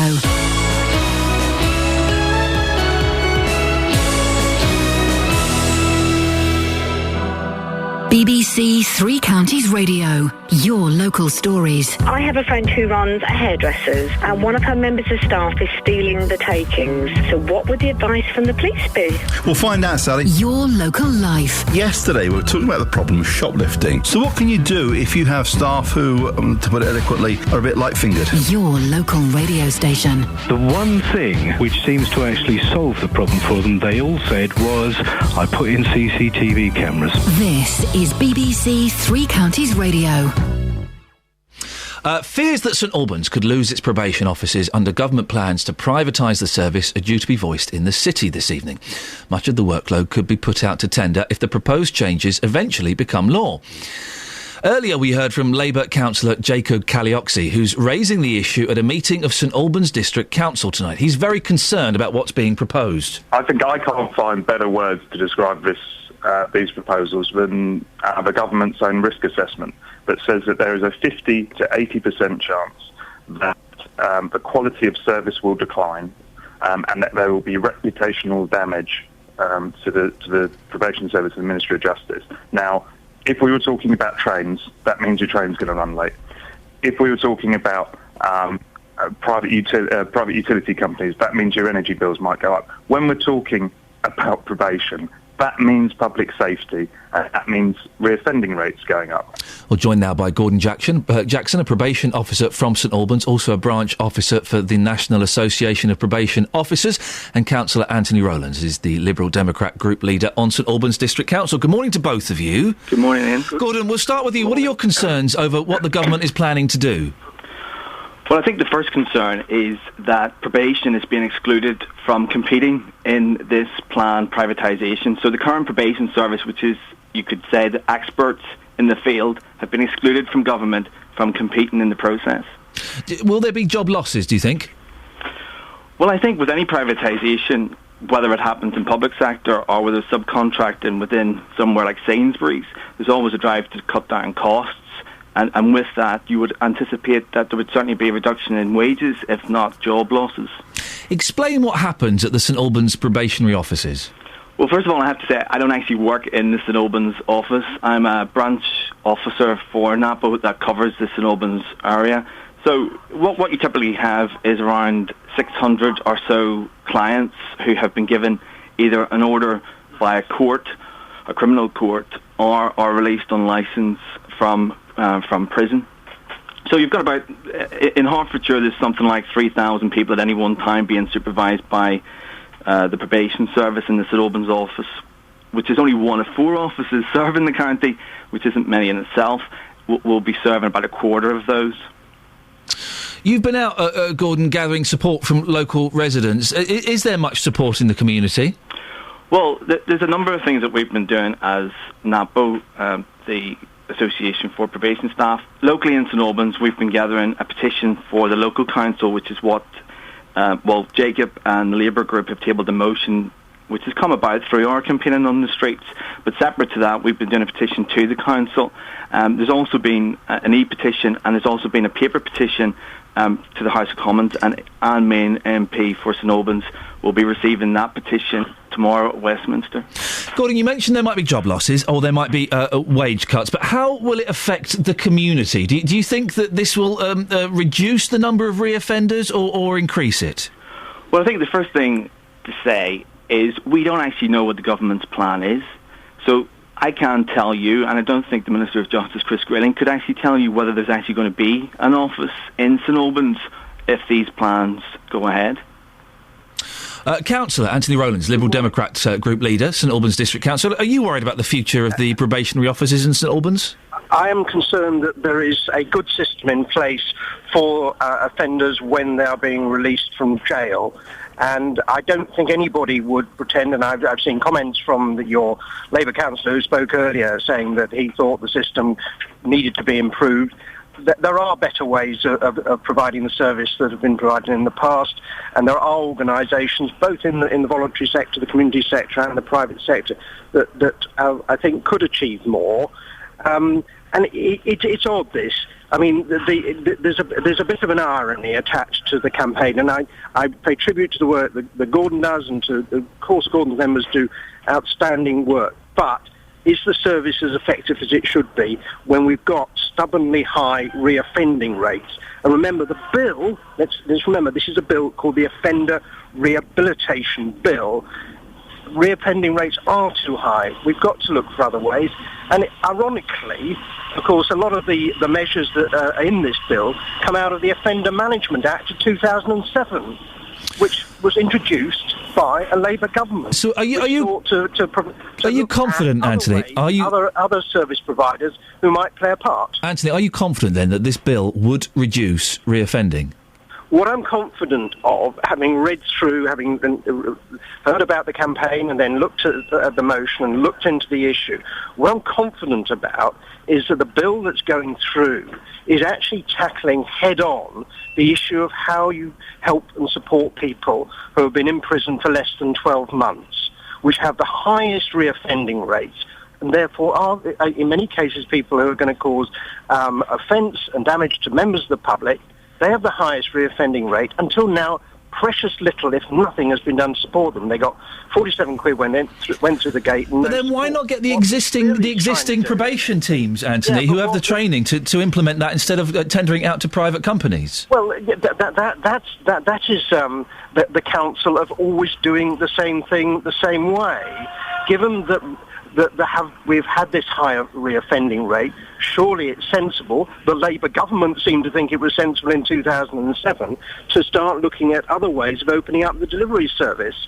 And what the bill, for example, includes is actually the first time ever a resettlement support programme for people who have been in prison for less than 12 months, so they get help with training, housing, addiction.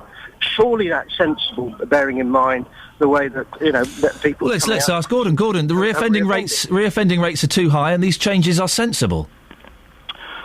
Well, Councillor Rowlands has mentioned, which is probably the only one of the good aspects of this bill, and that is that people that serve less than 12 months will get some sort of supervision.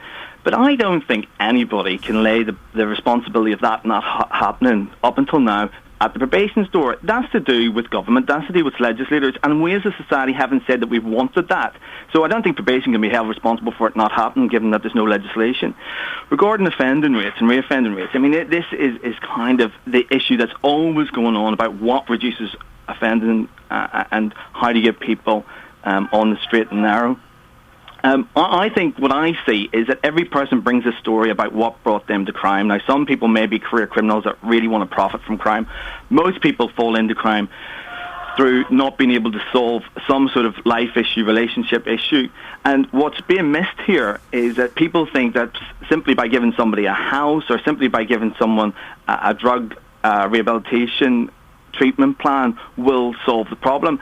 The issues of why people offend are not just to do with alcohol, although those can be associated problems. And this is what's being missed, because the probation service is a service that for the last 106 years, and actually Hertfordshire has a link in this because it was a printer in Hartford, Frederick Rayner, who sent the initial money to start the probation service in 1876. So this is a service that's been going for 106 years. Just because it's been going for a long time, Gordon, doesn't necessarily mean it's any good.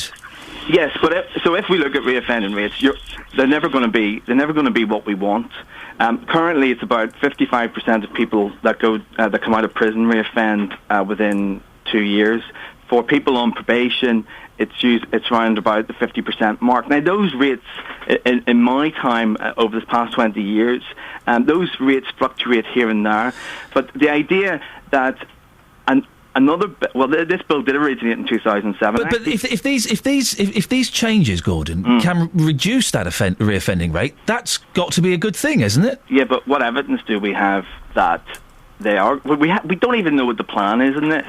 And at the moment, if it was such a good idea, why is the government saying that the probation service will retain 30% of the work? And what work is that, Iain? That work is the high risk of harm work, because they're not confident that if they give that to the private companies, that if something goes wrong, that they will be able to justify what. Okay, well let's put that to Anthony. Anthony, we don't know. Yeah. Not enough of it has been revealed to it's shrouded in mystery, perhaps. And the House of Lords. Right, let's put that to Anthony. It's in the House of Lords because that's where the bill started. That happens under all governments, and that's why it commenced there. And I think I sort of made the point about and Gordon has acknowledged that actually the core of this legislation is finding ways to support people. And it's not just about alcohol. I didn't say that. It's about training, housing, addiction management. And surely, I mean, but think of the consequences to the general public of 55% reoffending rate. It's absolutely essential. Well, do you know enough, Anthony? Do you know enough about this proposed bill to actually say confidently that the reoffending rates will reduce? No, all I can say is these are the current reoffending rates. That is not something we should be satisfied. It's a bit of a punt, isn't it? Because they could get worse. They could increase. Well, nobody can foresee the future. Of course they can't. But you have to take a sensible, rational view as to what is presently happening. And it doesn't strike me that the general public will be satisfied with the current state of play. So this bill is a bit of a punt, isn't it? It's not a punt. I think the punt, I'm afraid, is that, I fully understand why Gordon is campaigning and defending the interests of his members, but we have hook, line and sinker, the Labour group, the small Labour group, say, right, we sign up to this union campaign. It needs a bit more thought, not just antediluvian reaction. Anthony Rowlands, councillor, Liberal Democrat group leader and St Albans District Council, thank you very much. And the other voice you heard was Gordon Jackson, a probation officer from St Albans. 08459 455 555. Travel news for beds, cards and bugs. BBC Three Counties Radio. You'll still find a lane closed on the northbound M40 for recovery work after an accident in the early hours with 2 lorries involved. It's lane 1, the inside lane, that's closed off between the M25 and the A355 at Beaconsfield. It's only looking like delays of around 10 or 15 minutes through there now, traffic moving a little bit better. Wendover Road at Butler's Cross, that is blocked by a fallen tree between Aylesbury Road and Pound Street. Slow on the M1 southbound from the Luton Airport Spur at Junction 10 toward Redbourne for the A5 at Junction 9. If you're using the A5, that is quite slow in Dunstable at the moment from Church Street toward Luton Road, the B4540. Got the roadworks, of course, in Dunstable as well on Pointers Road. That's closed off for major reconstruction works, shut between the A505 and the Woodside Industrial Estate, with the diversion down the A505 Boscombe Road and Ports Avenue. M25 looking slow into the roadworks past Enfield anti-clockwise, also slow anti-clockwise from the M1 round to the M40, and the A1 busy in toward London through Boreham Wood from Stirling Corner down to Mill Hill Circus. Adam Glynn, BBC Three Counties Radio. Thank you, Adam. Quick text from Helen on probation services. Probation service will be another profit before people exercise. No service is perfect, but if private companies have to cut what is provided to prevent reoffending and ensure that those with complex needs get the help they need to help them, this will not happen. Another US-inspired idea, shortly to be followed by the introduction of Dog the Bounty Hunter. Oh, that doesn't sound bad, does it? 7:30, here's someone who's got a hairstyle almost as good as Dog the Bounty Hunters. It's Catherine Boyle. Across beds, hearts and bugs. This is BBC Three Counties Radio.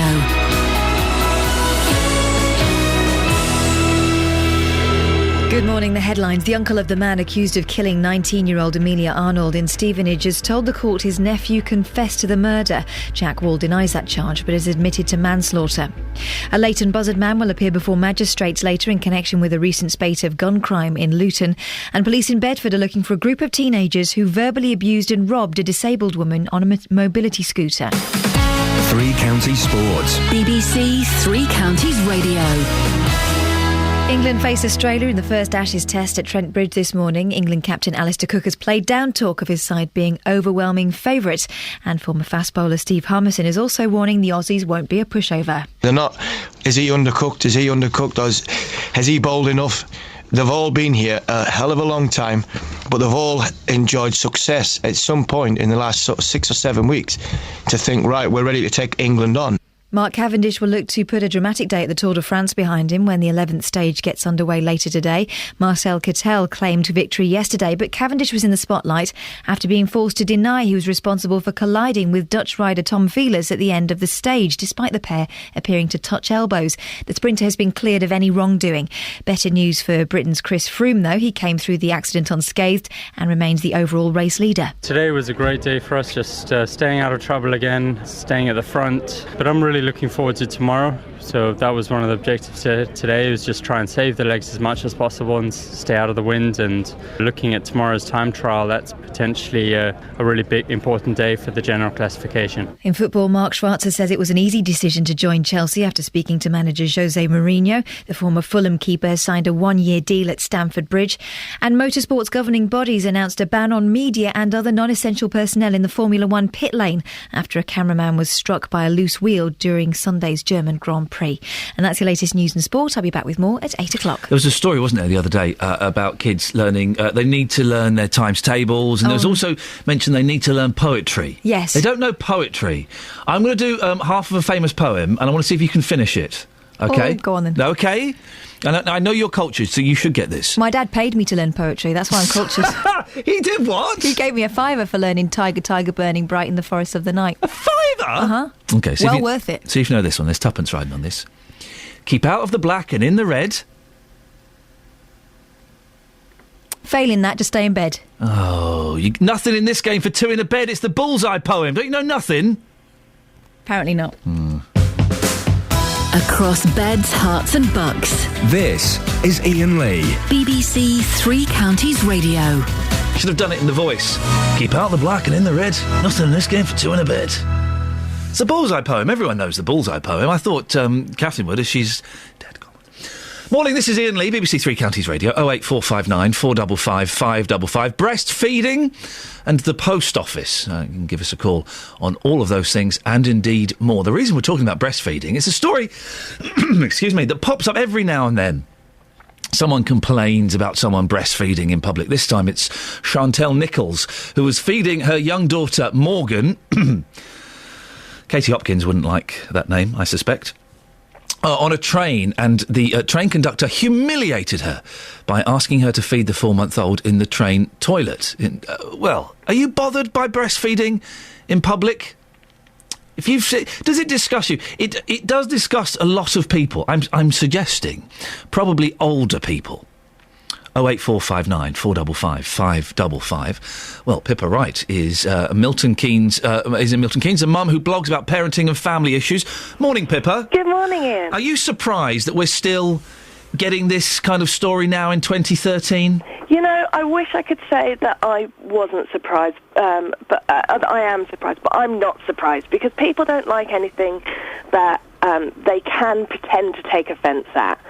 And unfortunately, breastfeeding is one of those things.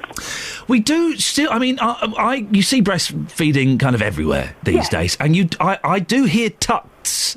I said, you know, people walking past going, "Oh dear, you shouldn't be doing that out here." To me, it's it's one of the most natural things in the world. It certainly is. It really is, and I understand that some people do feel that it should be done so discreetly rather than sort of quite brazenly.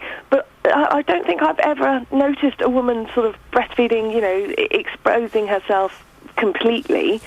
So I think that it's just people more worried about what will happen or what could happen than what is happening.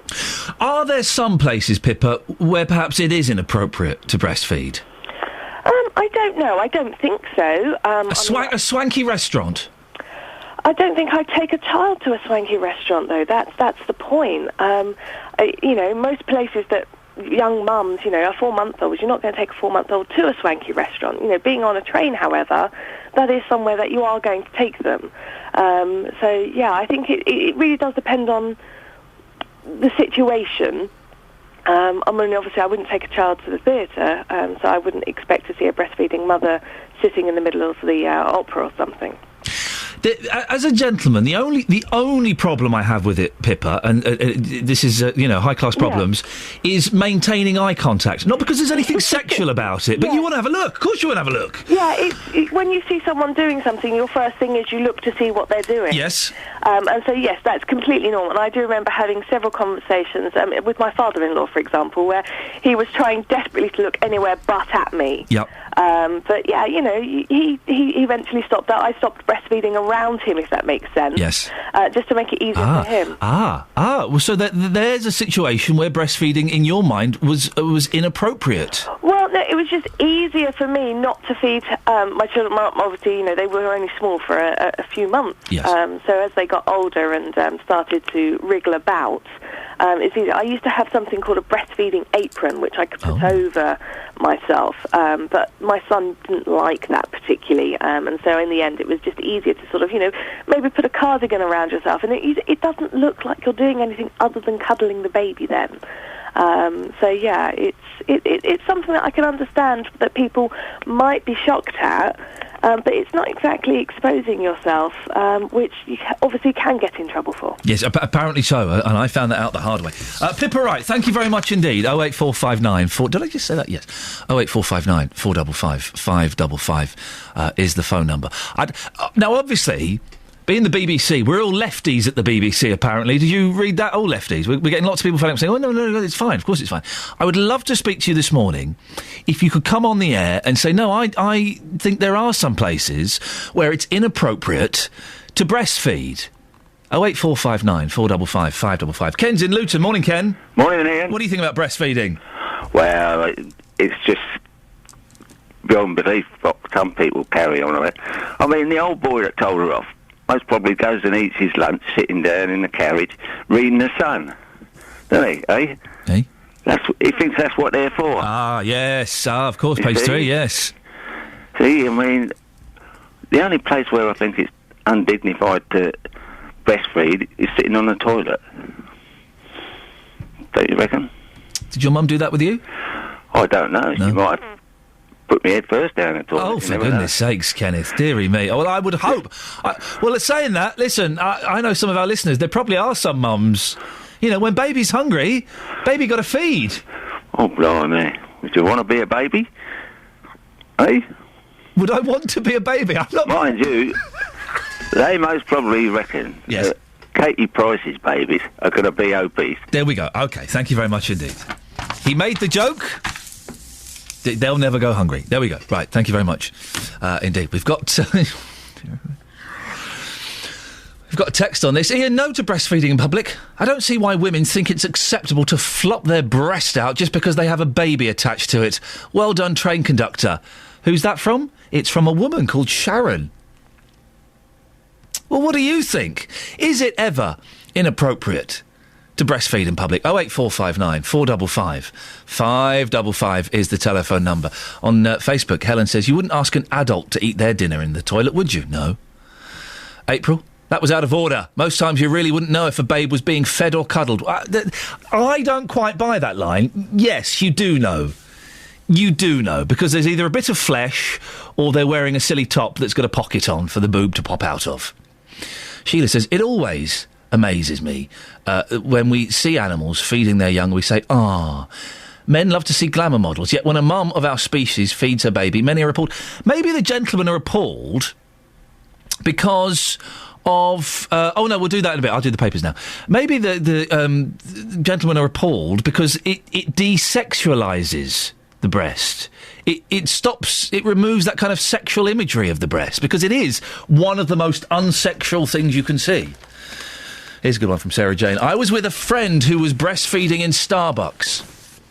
A male customer came up to her, oh my goodness, really? And told her she had put him off his coffee. He quickly replies, I'm pleased my son couldn't see your grumpy face. I doubt he would have fed. Good for her. Well, 08459 455 555. Can anybody call up this morning and say, no, there are places and times when it is inappropriate to breastfeed? Let's have a look at the front page of the newspaper, shall we? The Independent English Revolution in the House of Commons, whatever. The thing that's going to draw your eyes, there's a naked man. I say naked, he's got some socks and some Adidas trainers on. Who's that? It's from 1975. He's jumping over some cricket stumps. As England prepare to defend the Ashes, an appeal has been launched to track down the unofficial star of an earlier series, shown here, leaping the wickets at Lord's in 1975. Turn to page 3.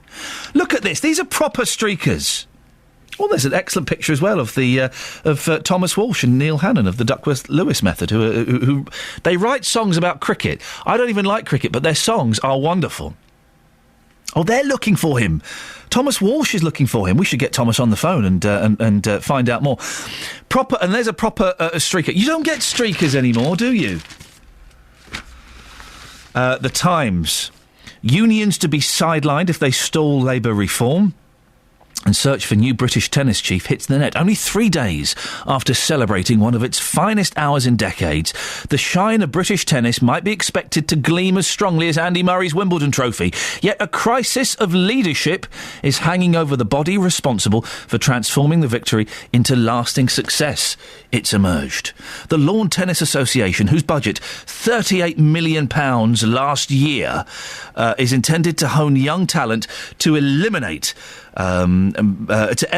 Murray's triumph, could be without a chief exec within weeks. I'll do it. I'll have a go. My first rule, make this illegal. Ban that nonsense. The Daily Telegraph. Anger as Europe backs killers. This is the thing we were talking about yesterday.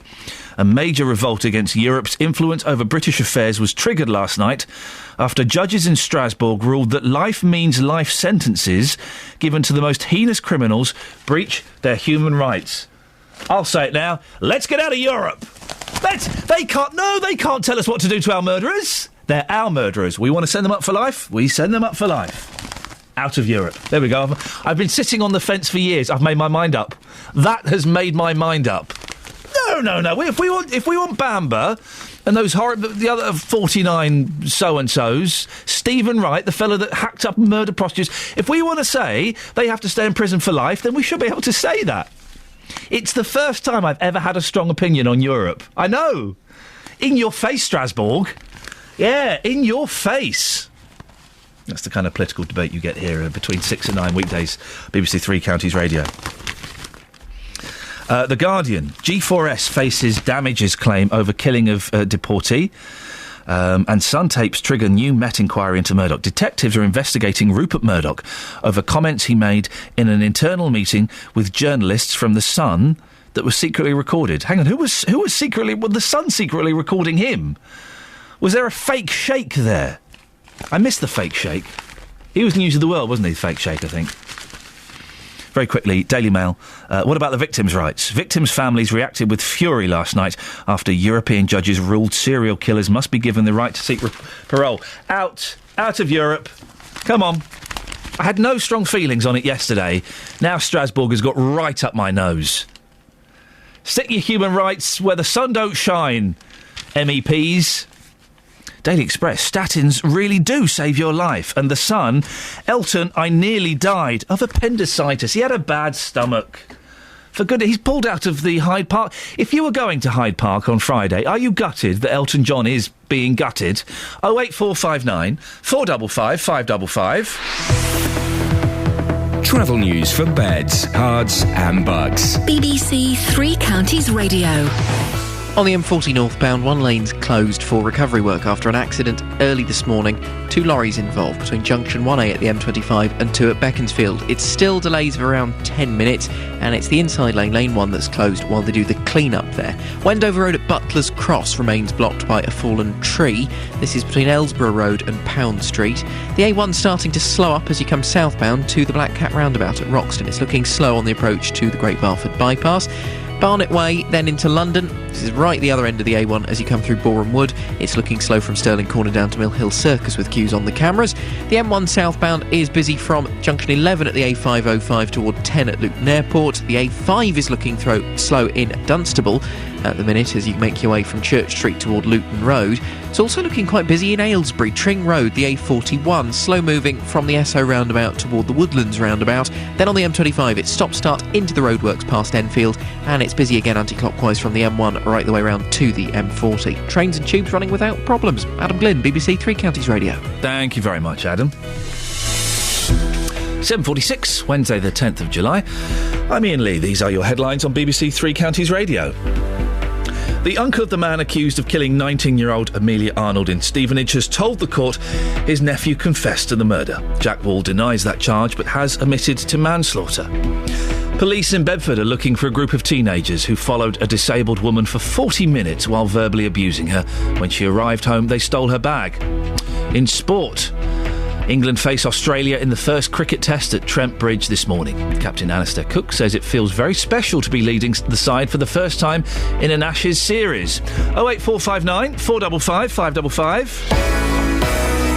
Beds, Herts and Bucks weather. BBC Three Counties Radio. Here's Wendy. Hello, good morning. Lovely start to the day out there once again.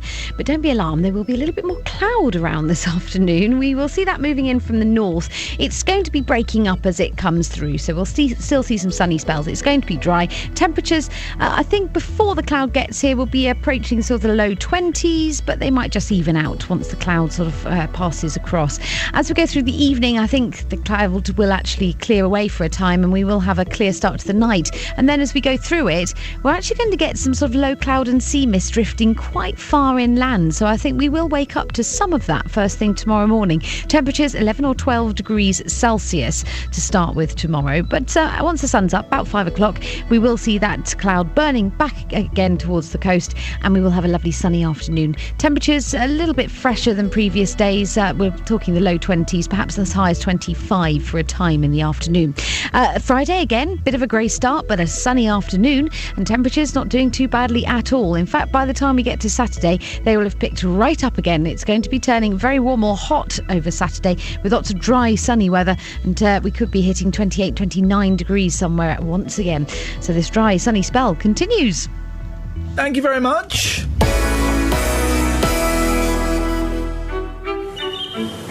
Nick Coffer on BBC Three Counties Radio. This afternoon, I'll be live at one of the world's biggest horticultural events. The Hampton Court Palace Flower Show is in its 23rd year, and I'll be bringing you all the colour and excitement from this year's event.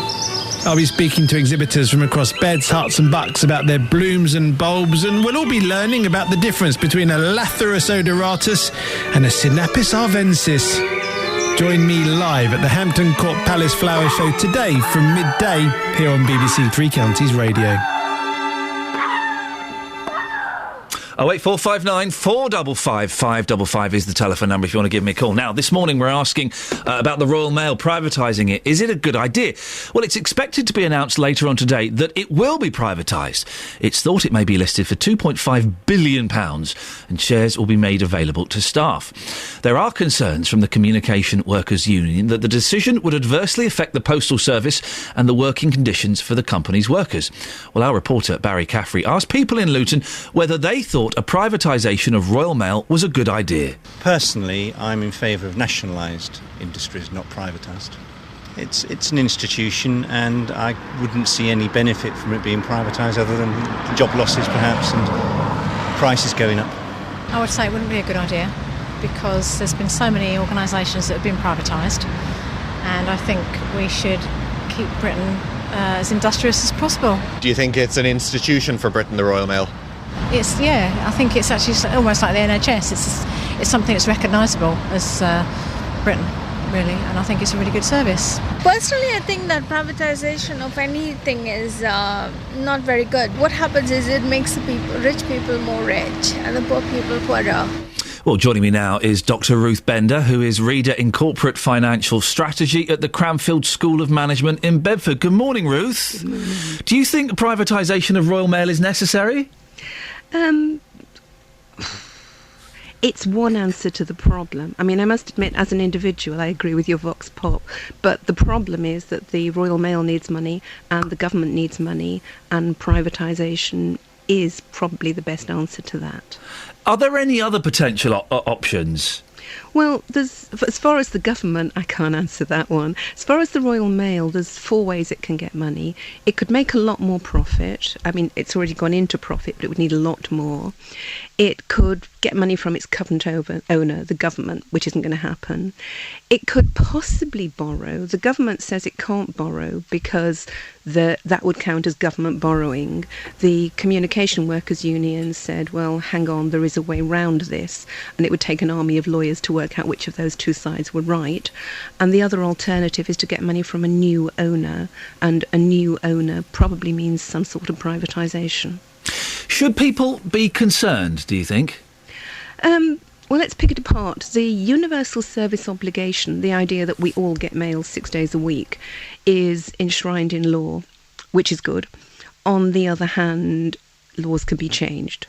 So at the moment, there's no need to worry about delivery. Something may happen, we don't know. As far as the workforce goes, I think the union's right on that. One of the ways to make the company more financially efficient is to lose workers. Now, whether that would happen anyway, whether or not it's privatised, because it still needs to be more financially efficient, I don't know. But we're living in a world where nobody's job is certain. It's almost definitely going to mean a loss of jobs, isn't it? I think that's going to be an inevitable. If they're trying to save money, that means people going, doesn't it? It generally does in most businesses. Is it an old-fashioned concept, though, Ruth, the Royal Mail and the Post Office? And we kind of, everyone huffed and puffed when the second delivery was abolished. But we live in a different world now, don't we, with emails and with so many options for sending parcels. It's a bit of an old-fashioned thing, isn't it? Well, yeah, but it's really nice. I mean, I live in... It is really nice. It is nice. But yeah, the problem is I use email. Most of the post that is delivered is business post, and the people who are using it, the businesses, have a wide choice of providers these days. So the Royal Mail doesn't have a monopoly on that. They work very hard to get a good market share, but they don't have a monopoly on it. And in a business sense, there probably isn't a need for it to be the Royal Mail, but I'd rather keep it that way. Oh, you sentimental old fool you are, Dr. Ruth. Thank you very much for joining us. Dr. Ruth Bender, reader in Corporate Financial Strategy at the Cranfield School of Management in Bedford. Andy's in Luton. What do you reckon, Andy? Wrong one. Good morning. Yes, good morning. Good morning, yep. Good morning. Hello, Andy. Ian here. What do you think? Well, I don't think it's going to be a good idea because the Royal Mail as such is enshrined in all sorts of complex laws. And at the moment, the Royal Mail doesn't actually charge VAT. But if they become a private company, they will have to charge VAT. So your post immediately goes up 20%. Well, how much is a first-class stamp these days? I don't know because they use a franking machine. Well, there you go, you see. Right, I'm going to Google it. I reckon, let's see if I'm in touch with reality. I reckon a first-class stamp is 35 pence. Hang on a second, let's just Google this. Cost of... But it's about 80. 80 pence? Something like that. No, 80p. No, it can't be. Cost of first class. It's 60. Is that right? It's a bit, yeah. Blimey, I'm well out of touch. Well, listen, 60p though. If I post a letter in Luton this morning to Glasgow, and 60 pence is very, very cheap for it to get there the next day, isn't it? Maybe we should be paying a bit more for our stamps. I don't know, £1, £1.20. Yeah, I don't know if the law's changed, but it used to be that a third party, in other words, not the Royal Mail, if they wanted to carry a letter, they had to charge more than £1. It's one of those things that was put in place to protect the Royal Mail. Right. But I mean, there's lots of other laws. Like I was a copper a very long time ago, and we arrested a postman. He had a post bag, but we had to give the post bag to the Royal Mail immediately because it's an offence to detain the mail. What, even the police couldn't detain the mail? Well, no, unfortunately the postman used the bag as a means by which to steal. Oh. And it was full of mail. Yeah. So all we could do was take some pictures of the bag, take the evidence out, and give the mail bag and the mail directly to the Royal Mail. Now, because you're not allowed to detain them. A lot of postmen are excellent, and postwomen. I know that there's girls can put things through slots as well. But I would never ever send... I don't even really send birthday cards in the post because they get opened by someone having a cheeky little look to see if there's a fiver in there, don't they?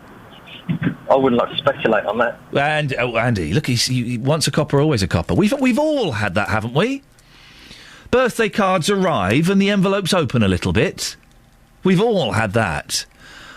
You never send cash in a birthday card because it will not arrive. Now, that system is flawed. Will privatisation get rid of that? I hope so. 08459 455 555. But just any kind of birthday card. Some interesting packages I've had arrive. They just look interesting. So they've been opened. In your face, postman, because basically all you've looked at is some rubbish Monkeys CDs from America or Japan. So, you know, you snooze, you lose. 08459 455 555. What do you think about the Royal Mail? And be honest. If you love it, let me know. Tell me about it. If you've had some bad incidences, I mentioned earlier the computer games, 300 or 400 quid worth of computer games that were sent special super recorded delivery, never turned up. Took me about 6 weeks to get the money off them. And I had to record phone calls, I had to huff and puff. Oh, it was a nightmare. In the end, I only got the money because I said, look, I do a radio show. This has been going on for 6 weeks. If I don't get an answer by the end of the week, I'm doing a special about you. The next day, a phone call. We do apologise, Mr. Lee. We will be sending you a cheque immediately. 08459 455 555. Your stories about the Royal Mail, good or bad. Maybe you've got a postman, like my current postman, who is excellent, who goes that little bit further, goes the extra mile. Not literally an extra mile, because then he'd be delivering post in the wrong place. That would be stupid. But he makes a real effort to make sure that we get our post and we don't have to traipse to the post office in town to pick things up. He's excellent. Or maybe you've had birthday cards that have arrived and they've been ripped open. Someone's had a little look. Money's gone missing, cheque's gone missing. Maybe a CD's gone missing. 08459 455 555. You can go to facebook.com/BBC3CR, or you can send me a text, 81333. Start your text 3CR, and as always, put your name on the text. I don't read them out. One of the rules on this show, I don't read them out if there's no name on them. Here's travel. News for beds, cards and bugs. BBC Three Counties Radio. Cheers, Ian. M40 northbound, there's still a lane closed for recovery work after the accident in the early hours, with 2 lorries involved between the M25 and Beaconsfield at junction 2. They're just doing clean-up work now, so lane 1, the inside lane's the one that's shut northbound. Lanes 2, 3 and 4 all completely open, but there's still about a 10-minute delay through the extra traffic. Wendover Road at Butler's Cross looking slow. It's blocked off by a fallen tree between Aylesbury Road and Pound Street. The M1 southbound slow moving from junction 11 at the A505 toward 10 for Luton Airport. The A5 in Dunstable is looking pretty slow between Church Street and Luton Road. Bit of a delay in Tring or the A41. Not too bad though. And once you come along the A41 into Aylesbury, the Tring Road, you've got problems from the Esso roundabout down toward the Woodlands roundabout with a patch of slow-moving traffic. A1 at the Black Cat roundabout looking slow on the southbound side. Delays then into London through Boreham Wood on the A1, and the usual problems on the M25. It's slow both ways through the roadworks and stop-start anti-clockwise from the M1 down to the M40. Adam Glynn, BBC Three Counties Radio. Thank you very much, Adam. Coming up after 8 o'clock, we'll have more on that story about a disabled woman in a little scooter, got bullied and then robbed by a gang of thugs. We'll talk about that and more after the news with Catherine Boyle. On FM, AM, online and digital radio. This is BBC Three Counties Radio.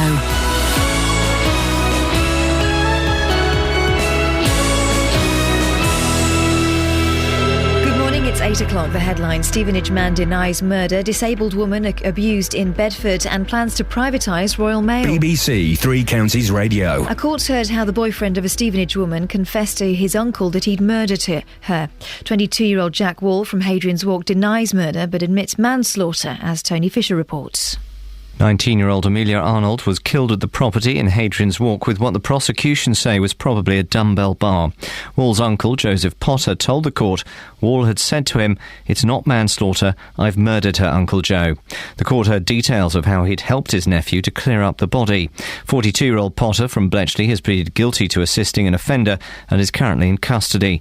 The case continues. A man's due before Luton magistrates later in connection with a recent spate of gun crime in the town. 30-year-old Trevor Mulligan from Oakley Green in Leighton Buzzard is charged with possession of ammunition when being a prohibited person and possession of cannabis. An 18-year-old from High Wycombe has been remanded in custody accused of robbery, attempted robbery and carrying a bladed weapon in a public place. Ross Shearer from Hewenden Road in Wycombe has been charged with robbing the Corner Express store in Hamilton Road on the 26th of June. He's also been accused of attempting to rob the Best One Express store in Bridge Street last Thursday. Police in Bedford are looking for a group of teenagers who followed a disabled woman for 40 minutes while verbally abusing her. When the woman reached home in Brickhill, they stole her bag, damaging her scooter in the process. Detectives are keen to speak to anyone who saw the woman being pursued by 5 young black men aged between 13 and 18 last Wednesday. A major road in Milton Keynes will be resurfaced after a section of loose road sliced through the bottom of a bus, injuring an elderly passenger. The incident happened last weekend when an Arriva bus was turning into Lower 9th Street. Our reporter Paul Scoynes has been at the scene. As you look out to the road, you see these huge concrete blocks, and what I can see from just going and standing on one of them is you can see that they're very loose indeed, and they actually move quite a degree when you stand on them. And there's a number of these slabs which do the same, and every time a bus goes over these slabs they move, sometimes fairly violently as well. I haven't seen any come out of their moorings, although this is what appears to have happened just a week ago. The government is preparing to give MPs more details about the proposed privatisation of Royal Mail. The business is likely to be listed for £2.5 billion, with shares available to staff, investment institutions and members of the public. The Communication Workers Union says the sale will badly affect the company's workforce. Sport. In England take on Australia in the 5-match Ashes Test Series, which starts later at Trent Bridge. Yorkshire batsman Joe Root's been promoted up the order and will open the batting in place of Nick Compton, who's been dropped. The weather, cloudy and cooler than of late, with the top temperature today of 21 degrees Celsius, that's 70 Fahrenheit. Get the latest news and sport online at bbc.co.uk/3counties.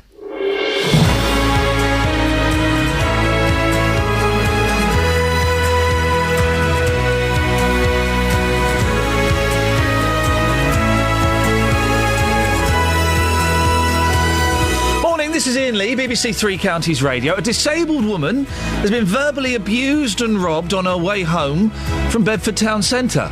She had to endure 40 minutes of abuse, which ended in the gang damaging her scooter and nicking her bag.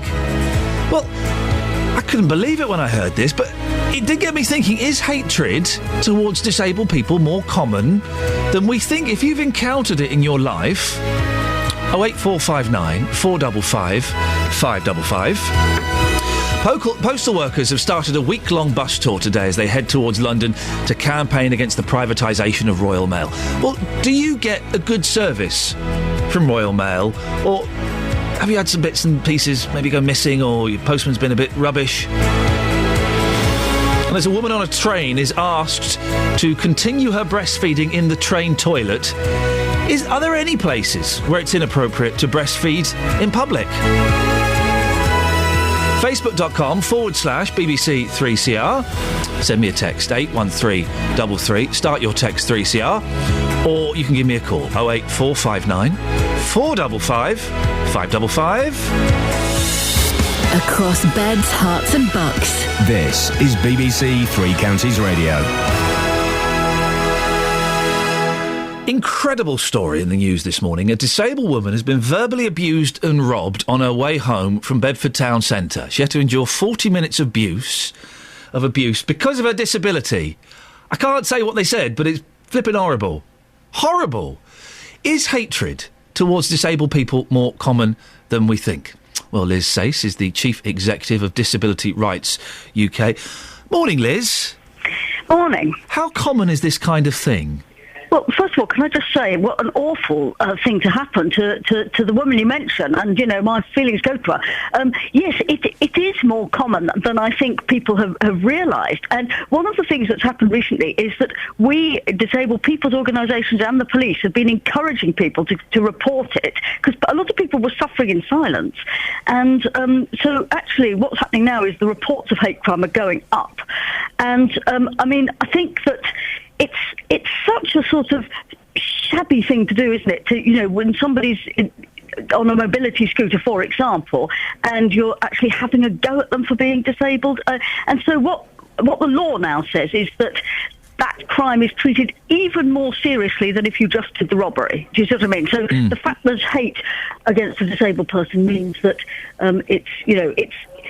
you might get a more severe sentence. We're only at the beginning of this journey, but, I just think it's absolutely shocking. And we get lots of cases around the country that come to us, unfortunately. And, the only thing that I suppose you could say is good is that, we're working with the police and the Crown Prosecution Service to try and get something done about it. What kind of what stories are you hearing, Liz? What kind of people are being attacked or bullied like this, and what's done? So, some of the sorts of... I think the thing about, lots of verbal abuse in the street is quite common. And is this people in wheelchairs, blind people? Is this kind of covering everybody?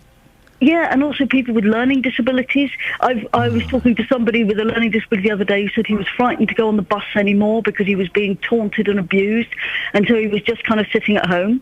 Yes, it is, and yes, it does happen to blind people getting robbed. I suppose people think they're an easy target. It's awful, and it doesn't speak very well of kind of, the society. This is happening around us.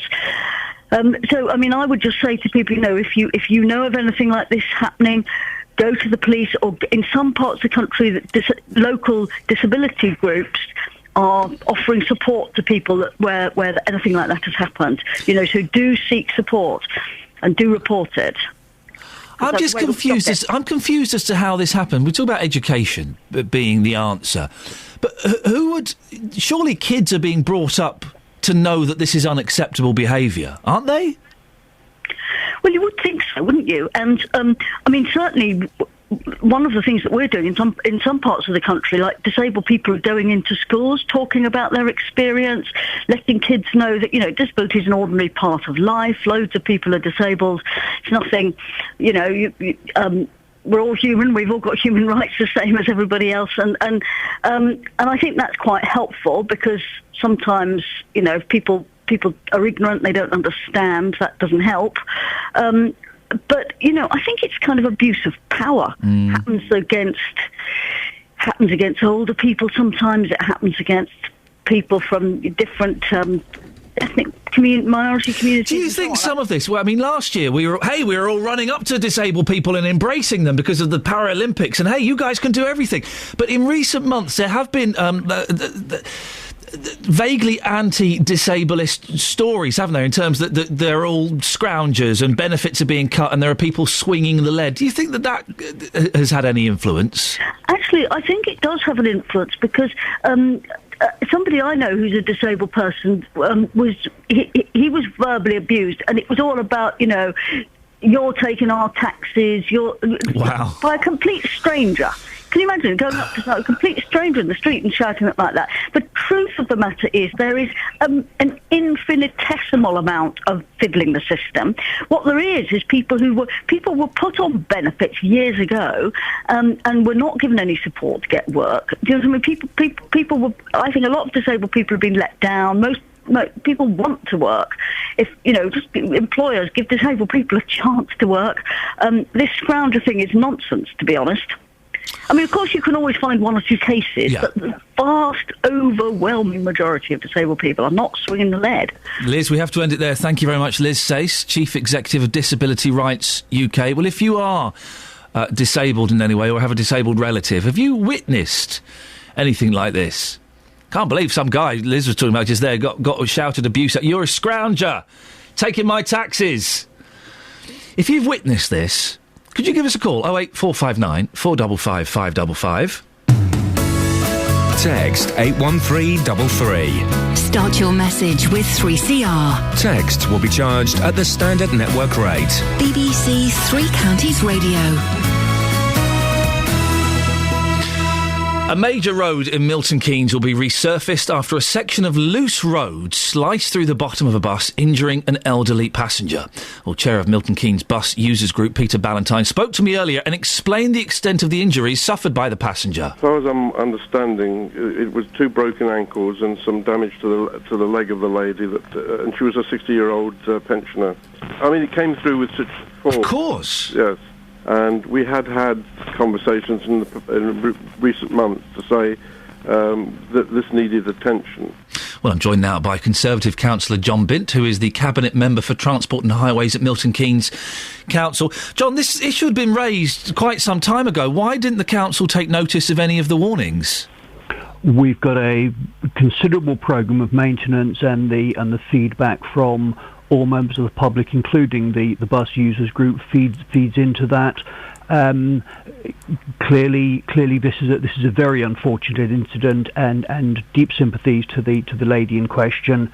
Clearly, sometimes accidents happen, and they can't be prevented. But this stretch of road had been flagged up before. Why didn't you take notice of any of the warnings? The advice I've been given by the council officers involved is that although there's a general concern about a wider area, of which this is part, that this particular loose piece of stone hadn't been reported, because if it had been reported, it would have been acted on. Our reporter has been there, and there are lots of loose stones. There's also lots of work going on in the area. You know, we've got a major investment programme in highways. Clearly, we have to do things as come forward. Well, OK, you said that you would have acted on that loose stone if you'd known it had been there. Are you going to act on the other loose stones that I'm telling you are there? We've got a programme of emergency repairs, and the particular one in question was repaired within, I believe, less than 48 hours. We've also got... The other loose stones there? We've also got a programme, as I was going to go on to say, we've got further work going on to make sure that the entire area is fit for the time it's got to continue. Excellent. For major investment work in that area over the next couple of years. Fantastic. And how long will it take to get those loose stones replaced? Individual ones are done in 48 hours. The generality of the area will take a little longer to get a major piece of resurfacing work there. Okay. So we'll do things as soon as we can. You will also know, because you've asked me about it in the past, that there is a delicate balance between how much people want to have spent on maintenance and how much maintenance they want done. We're doing the very best we can, including... The pensioner's broken her ankles, so I would imagine that people would want this to be done quite quickly. They are. I've made the point that we've got a priority system of under a 48-hour response time for urgent repairs. So those urgent repairs, those loose stones that our reporter Paul Scoynes has reported on this morning, they'll be repaired. Where are we now? Wednesday. So what, by the weekend? If the highway officers agrees that they're all in the category of urgent repairs, then yes, they will be done in 2 days. There may be some that are important but not as urgent as others. So I'm not making an entire promise until the highways officers have been and assessed the entire... And how do you ascertain which ones are urgent? I'm not a highway engineer. I couldn't look at a piece of stone and decide whether one is more urgent. But you're the Cabinet Member for Transport and Highways, so how do you ascertain which one is more urgent? We pay a considerable amount of money for highways officers to make those professional assessments and to use an extensive but finite budget to the very best of their professional judgment. They failed here, haven't they, John? They didn't know about this one. We're very sorry about this particular one, and it is a matter that's being dealt with by the insurers. The generality is we've got a very good safety record, and we'll continue to do the best we can for everybody. John, surely, listen, a 6-year-old woman has, as far as we know, broken both her ankles and had her leg lacerated. Surely you have to go and sort out that road this week. That road has been done. The urgent work has been done, and if there's more urgent work that's come up as a result of this conversation, then more people will do more urgent work in the next 2 days. Can you guarantee that road is now completely safe for everybody using it? You can never guarantee these things, but you should be able to guarantee that a bit of rock isn't going to fly up through a bus and break an old woman's ankles. You should be, John, as a Conservative councillor, able to guarantee that, yes. We're doing the very best we can. We regret this incident. We regret any incident. And there's a lot of money being spent on highways in the best way that the professionals know how to do it. I'm sorry about this incident, but I don't accept the generality that there is lots of these. This wouldn't be a news item if there were lots of these things. This is very rare, very unfortunate. OK, but you're confident that stretch of road is perfectly safe for people to travel on, and that another pensioner isn't going to break their ankles sitting on a bus? I think we can be reasonably confident of that, absolutely. I bet you were reasonably confident 2 weeks ago it wouldn't happen, but it did happen. Have you spoken to the lady in question? I haven't, but I understand the council officers have been able to do that. Okay, and what did they apologise? What did they send a box of chocolates? What was done? I think what they've done is made sure that she's getting the medical attention. We've expressed deep regret that it happened, and we've dealt with the road urgently. Beyond that, I'm not sure what else has happened. She's probably in a good position to sue, isn't she? I don't want to comment. That's a matter for her and the insurers. But she probably is in a good position, isn't she? I mean, she's entitled to compensation for the horrific thing that happened to her. As I just said, I think what we've done is we're doing what we did. That's a matter for her and the insurers. We want to spend them at all the available resources. I would prefer to spend it on road maintenance rather than compensation claims, but that's entirely a matter for the insurers. So you'd rather that she didn't sue you? I'd rather she does what she feels she has to, and that we do what we can to keep all the roads safe as we can for Milton Keynes users. John, thank you very much indeed. Conservative councillor John Bint, who is Cabinet Member for Transport and Highways at Milton Keynes. Right, a little bit later than usual, but let's get the travel news now. Here's Adam. Travel news for beds, cards and bugs. BBC Three Counties Radio. Cheers, Ian. Good news first off. M40 northbound, all reopened after the recovery work has been completed between the M25 and Beaconsfield. Wendover Road at Butler's Cross still blocked by the fallen tree. Ellsborough Road through to Pound Street. Slow on the M1 from junction 11 to 10. Busy on the A5 through Dunstable, approaching the A505 southbound. Friarage Road in Aylesbury's looking slow at the Walton Street roundabout. That's the A41. The Great North Road, the A1, as you come down toward the Black Cat roundabout at Roxton. That is queuing, and delays into London as well through Boreham Wood, Stirling Corner to Mill Hill Circus. Clockwise M25 is heavy through the roadwork section, anti-clockwise slow through there as well, plus a delay from the M1 round to the M40. Adam Glynn, BBC Three Counties Radio. Thank you very much. Coming up to 8:18, it's Wednesday the 10th of July. I'm Iain Lee. These are your headlines on BBC Three Counties Radio. A court has heard how the boyfriend of 19-year-old Amelia Arnold, who was found dead in Hatfield in November, told his uncle he'd murdered her. 22-year-old Jack Wall has admitted manslaughter. Police in Bedford are looking for a group of teenagers who followed a disabled woman for 40 minutes while verbally abusing her. In sport, England's cricket captain Alastair Cook has told his side it's important they hit the ground running when the Ashes get underway at 11 o'clock this morning and then stops at 12:30 for lunch. Coming up, we'll meet the wife of a resident at a central Bedfordshire care home. She's criticised the council for the way it informed relatives of a damning CQC report into care there. 08459 455 555. BBC Three Counties Radio.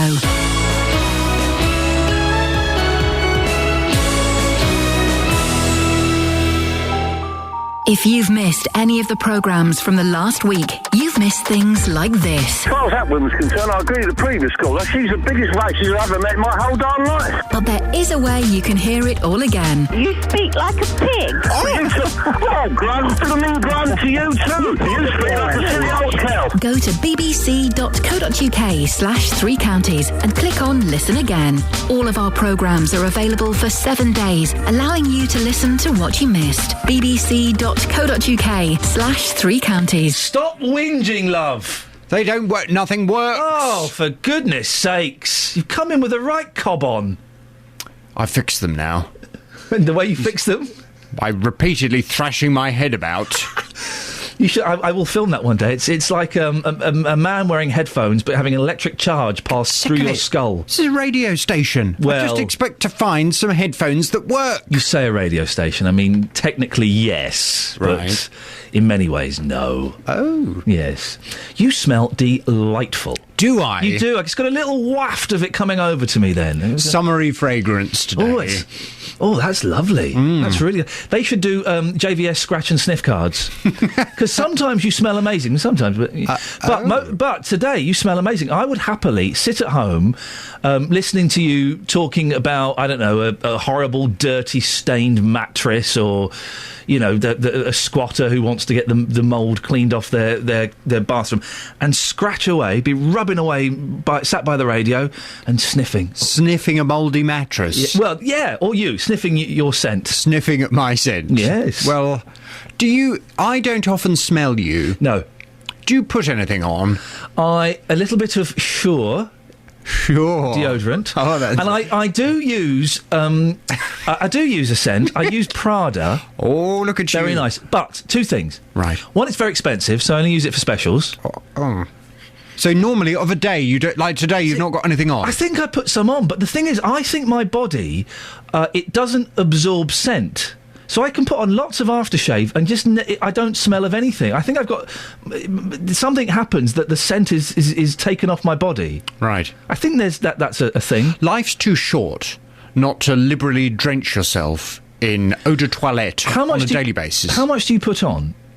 I do 2 spritzes on each corner of my neck. Yeah, so that's 4. Then I take my wrists, rub them here, rub them together, so you've got a little bit coming out of your wrists as well. Yeah. And occasionally I'll do a mist into the air and run through it. I do most of the things you've just mentioned there. See if you can guess which one I don't do. You know when you've been talking about your 2 little boys with the hose pipe? Yeah. And you kind of spray water in the air and then they run through it in their pants? Yes. Picture that, but with very fine eau de toilette. It's that image of you in your pants again, running through a spray.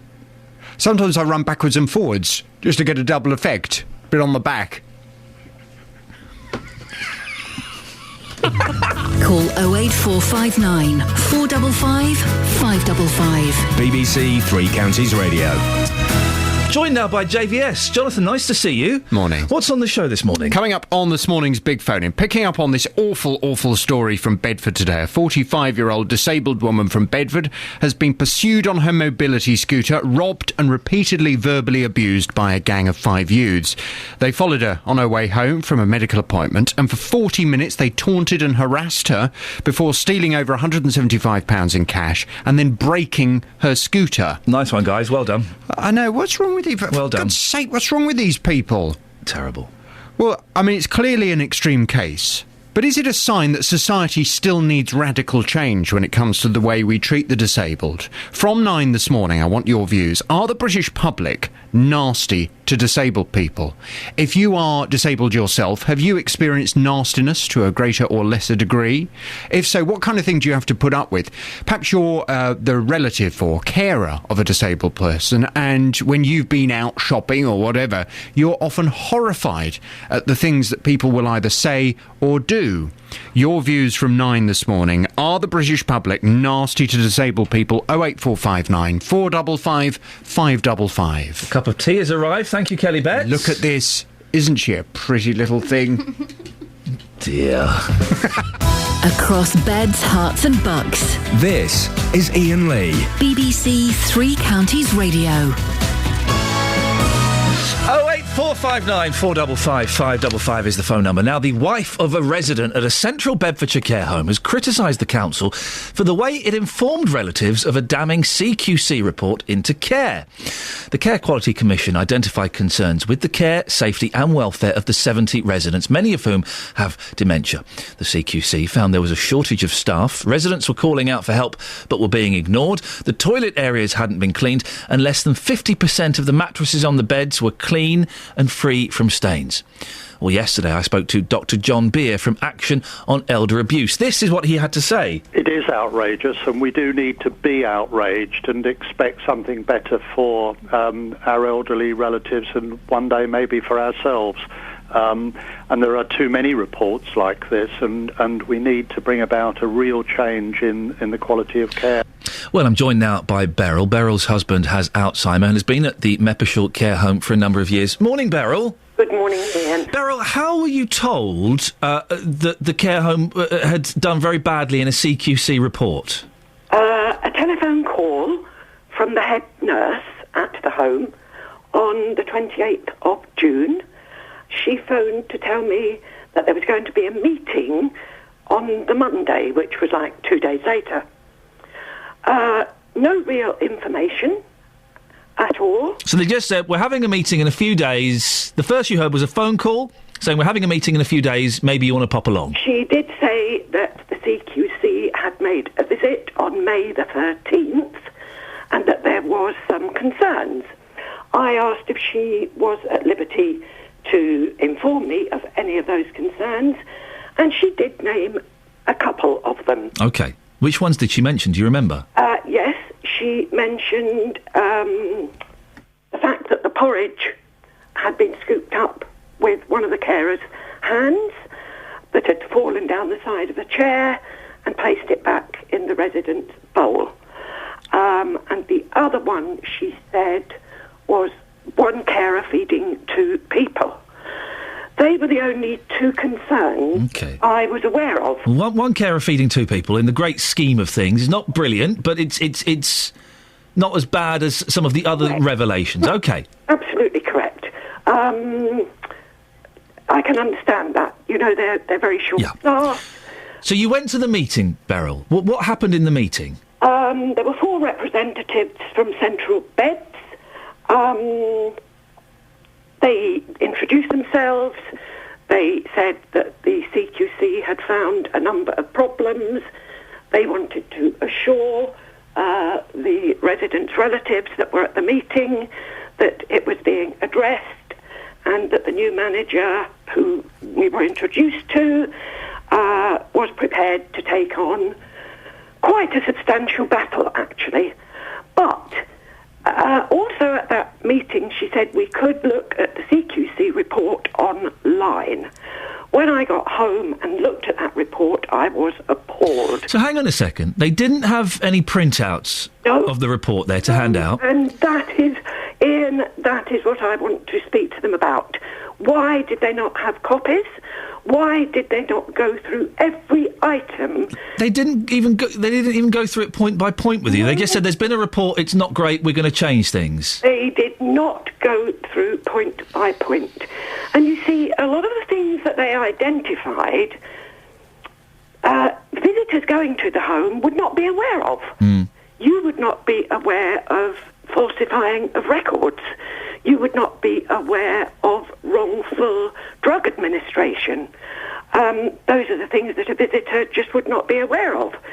I'm also concerned about the length of time between the visit from the CQC and when we were notified. So the CQC visit, when was that, and when did you get told about it? The CQC visit was May the 13th. Since the meeting and having gone online, that report was published on the 15th of June. They did not hold a meeting until the 1st of July. So residents, obviously most of the residents there aren't aware of what's going on anyway, Ian. So we are their spokespeople. Beryl, listen, I have to go to the news, and I've got a statement as well from the care home. Can you stay on the line for a few more minutes, and we'll come and speak to you after the news? No problem. Is that okay? Thank you very much for speaking to Beryl, whose husband has been at the Meppershall care home for a number of years. It did terribly in a CQC report, and Beryl is unhappy about the way, well, the care home didn't really tell her anything at all. They said, we've had a problem. One of the carers has been told off for feeding 2 residents at the same time, and there was a problem with some porridge. But don't worry, we're going to sort it out. Well, we'll get more from Beryl, and we'll hear the statement from Meppershall after the travel with Adam. Travel news for beds, cards and bugs. BBC Three Counties Radio. Just looking at the train departure boards, generally the trains and tubes this morning are still running fine. We have got some late runners through Milton Keynes, though. It's mainly trains going north up toward Birmingham and beyond, coming up from London Euston. And no signalling problem, nothing really causing an issue, just a few late running trains. I think one train may have been delayed a little bit early this morning by a fault, and that might have just caused a couple of knock-on delays of a few minutes each. The A1 on the roads, we're looking a little slow southbound toward the Black Cat roundabout. It then looks busy again once you get to the other end of the A1 coming into London through Boreham Wood from Stirling Corner toward Mill Hill Circus, with queues on the cameras there. Wendover Road at Butler's Cross still blocked both ways by a fallen tree between Missenden Road and Pound Street. The A41 in Aylesbury, slow near the Oxford Road roundabout. Heavy traffic both ways on the M25 through the roadworks section, and the anti-clockwise side is stop-start from the M1 round to the M40. Adam Glynn, BBC Three Counties Radio. Adam, thanks very much. We'll speak more to Beryl, whose husband has been at the Meppershall care home for a number of years, after the latest news and sport with Catherine Boyle. Across beds, hearts and bugs. This is BBC Three Counties Radio.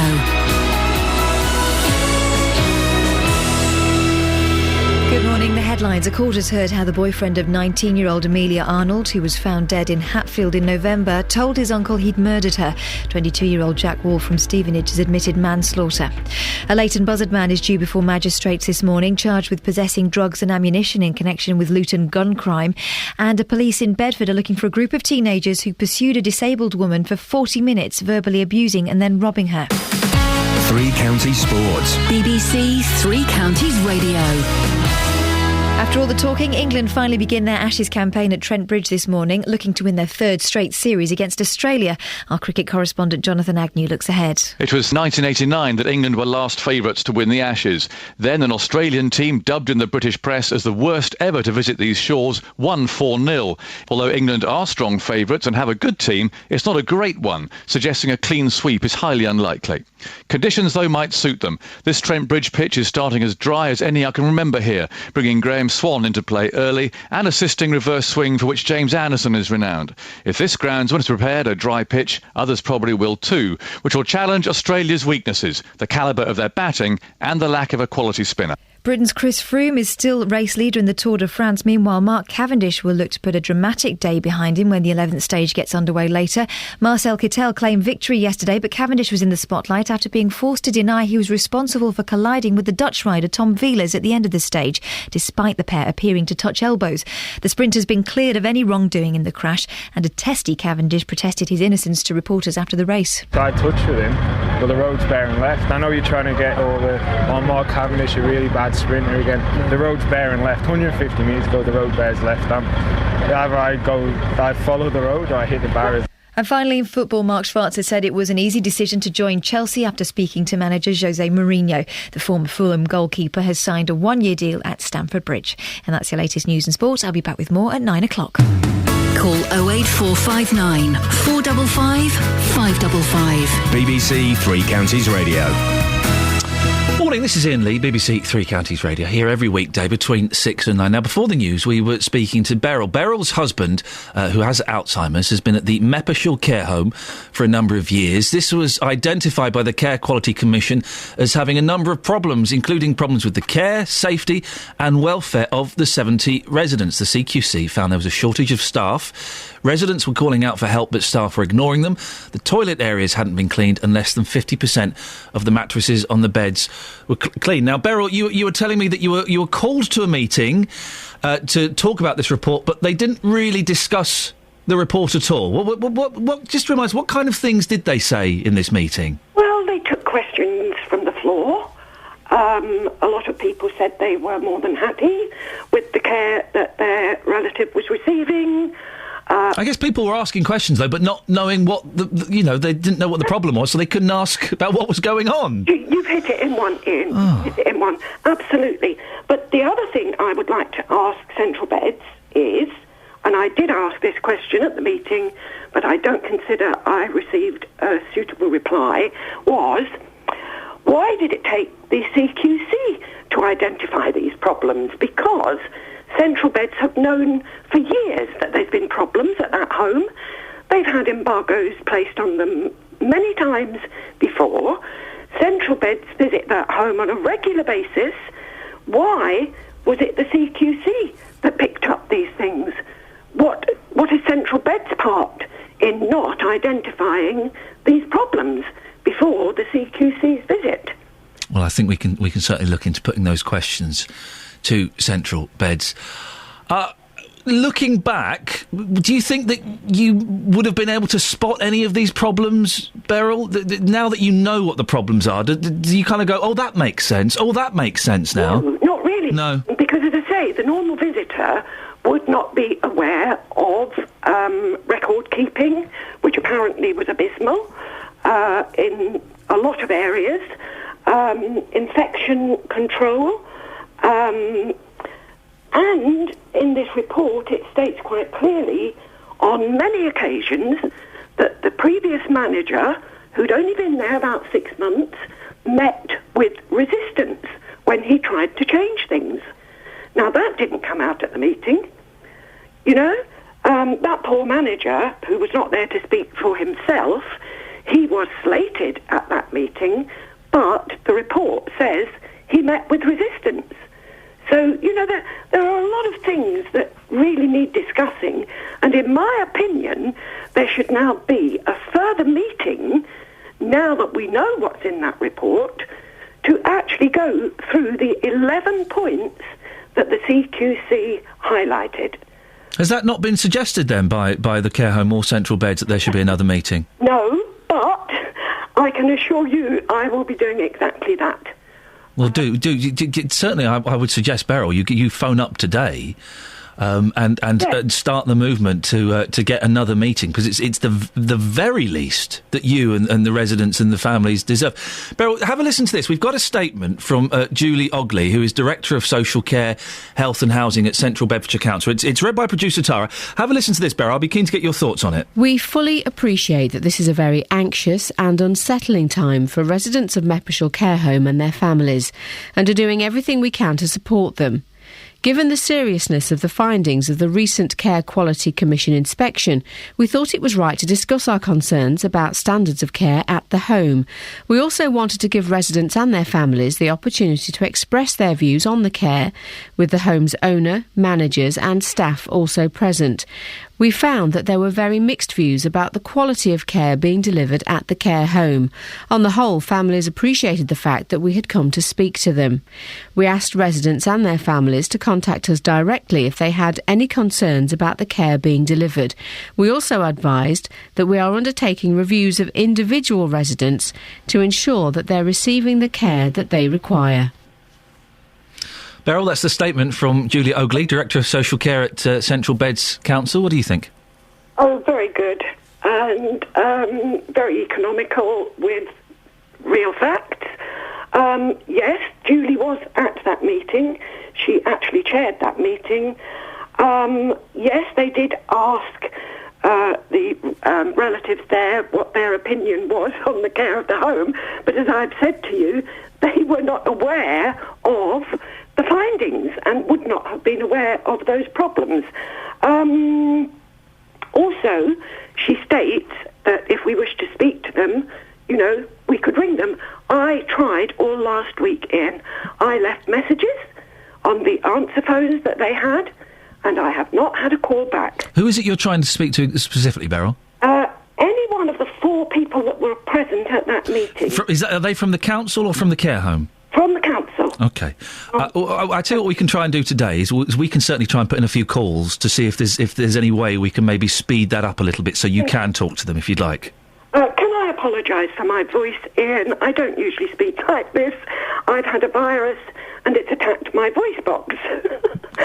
Your apology is accepted. You sound very husky, Beryl. It's a great voice. Finally, your husband is staying in the care home, is that correct? Well, yes, because Iain, he has advanced Alzheimer's. He doesn't know what's going on around him. I have to make sure everything is right. Basically, his care, it's okay. It's okay. There are areas that I'm not particularly happy about to do with personal care. But I think that's just people's different standards, you see. How old is your husband, Beryl? He's 78. And some people might be questioning why you're leaving there, but I can certainly understand that moving a 78-year-old man with Alzheimer's, it would be, whether he's aware of what's going on or not, would be very traumatic for him, wouldn't it? Very, very traumatic. Very. Beryl, listen, it's nice to talk to you. Thank you for coming on. We'll certainly follow this story with interest. I will speak to my team today to see if we can put in a call, if it's OK with you, to see if there's some way we can get you and Julie Ogley or someone from Central Beds Council talking together. Would that be OK? I really would like to speak to them. We'll see what we can do, Beryl. Thank you very much indeed. Call 08459 455 555. BBC Three Counties Radio. Why do we treat our old people and our ill people so badly? I don't understand it. I don't get it. We've got this woman in a buggy being bullied and robbed. We've got people in a care home. Oh, they're in their 70s and 80s. They've got dementia. They won't know. Oh, they won't know what's going on. Let's cut as many corners as we can. Why do we do that? Hey, a film has been made in Letchworth. Tom Bridley from North Herts District Council says that Simon Pegg's new blockbuster, well, it's not been released yet, we'll see about that, The World's End, which scenes were filmed in Letchworth, could attract people to the area, boosting the economy. Sadly, Tom won't be going to this evening's swanky premiere. I've not been invited to the premiere. I can't even get on to the general release in Letchworth on the 19th of July, completely sold out. They're now putting on a second screening. All 500 tickets went straight away. It's a film, of course, made by Simon Pegg and Nick Frost, who did Shaun of the Dead and other things. Is it any good, though? I'm joined by film reviewer Simon Thompson. Simon, I'm a big fan of Simon Pegg and probably Nick Frost even more. Most of their films are good. They have done a few clunkers. I'm thinking of Paul in particular. Is this film any good? This film is absolutely first class.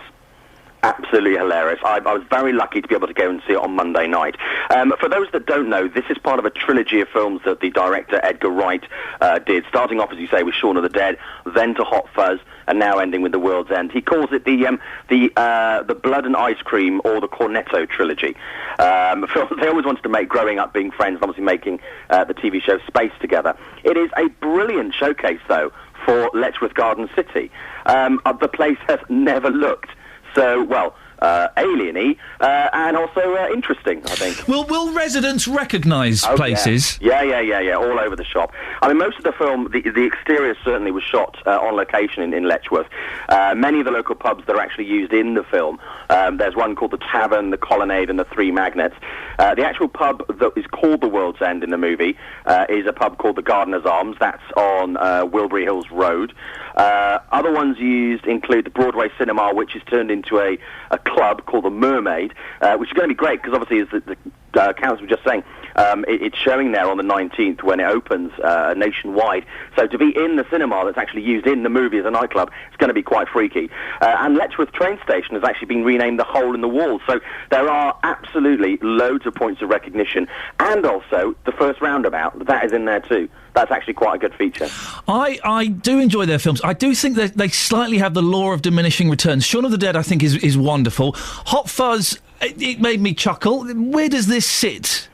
I think if you were ranking them in order, certainly for me, it would be Shaun of the Dead, this, then Hot Fuzz. OK. Oh, that's interesting. And also, I think because you and I are both of an age... Thank you. Where it's kind of, we like to think we're still 17 and revisit things that we did when we were young and cool and, et cetera, and probably in much better shape.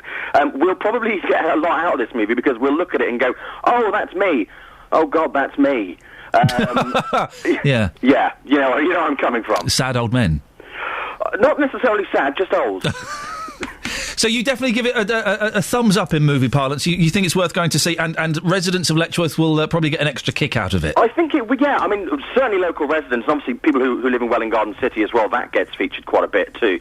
We'll certainly get a kick out of this because this is places that they live their everyday lives. There are certain elements that have been changed because this is Hollywood after all, but much of it is still the same. One thing they will get, though, is this really weird thing, and this will happen, any film you've seen set in London, certainly, is suddenly someone is walking past a well-known landmark, and suddenly, for instance, in London, Big Ben, and then they take another couple of steps down the road, and they're at the London Eye. Yes. And then all of a sudden they're in Big Ben, at the Houses of Parliament, and then they're on Primrose Hill. Yeah. So I'm not saying that Letchworth Garden City is geographically created perfectly, but it is actually worth doing. And here's a cool thing, actually. Once you've seen the film next weekend, because it comes out next Friday, on the Letchworth website, letchworth.com, there is actually a walking tour that has been set up where people can actually download it and walk the path of the movie and kind of experience the whole thing for themselves. I'm not suggesting you do the 10-pint pub crawl.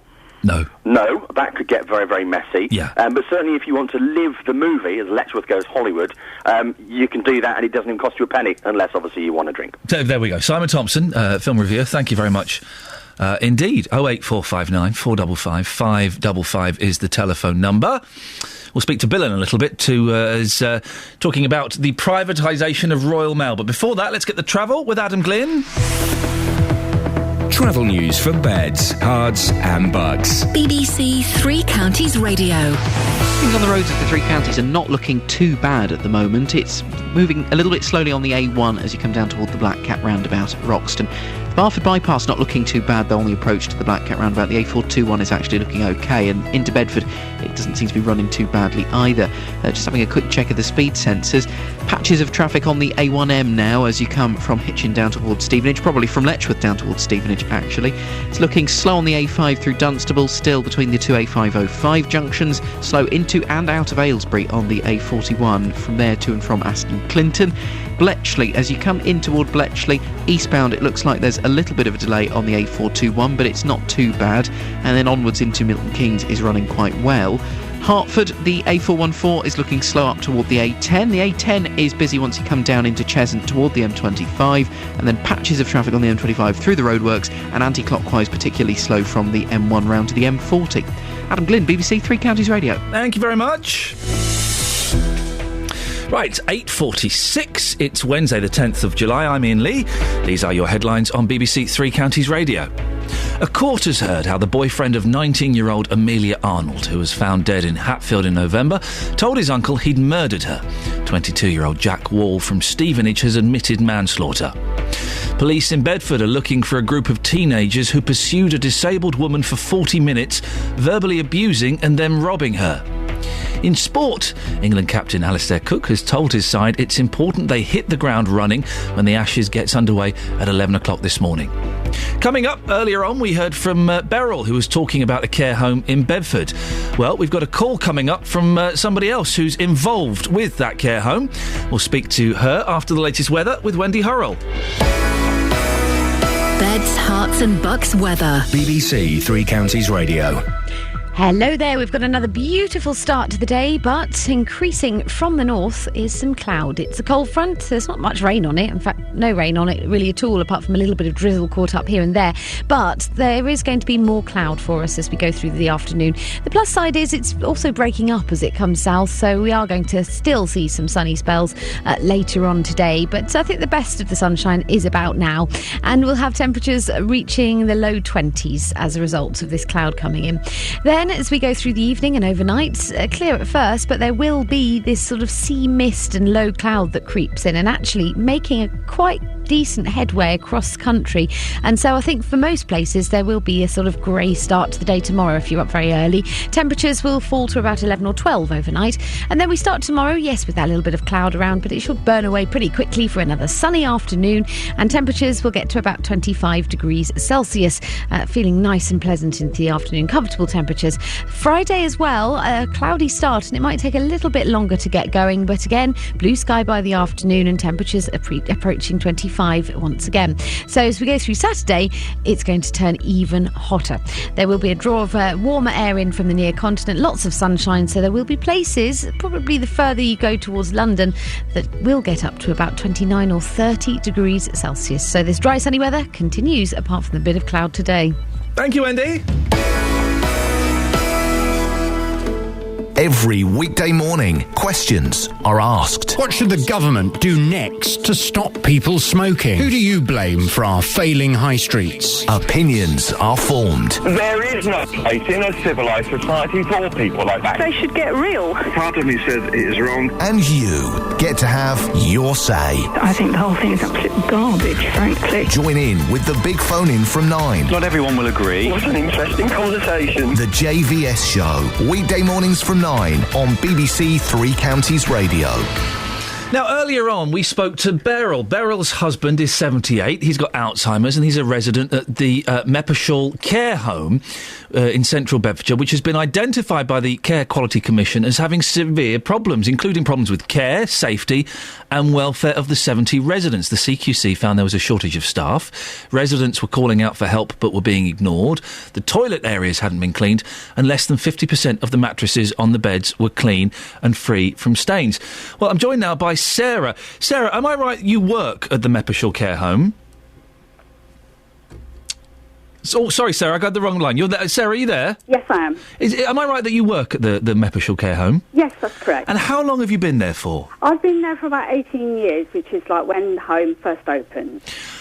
What do you think of these points that the CQC has raised? Well, for one reason, like when we were called to the meeting a couple of weeks ago, Central Bedfordshire were there, arrived late, which people at the meeting weren't very happy about, and a lot of the questions people were putting couldn't actually be answered because the CQC themselves weren't there.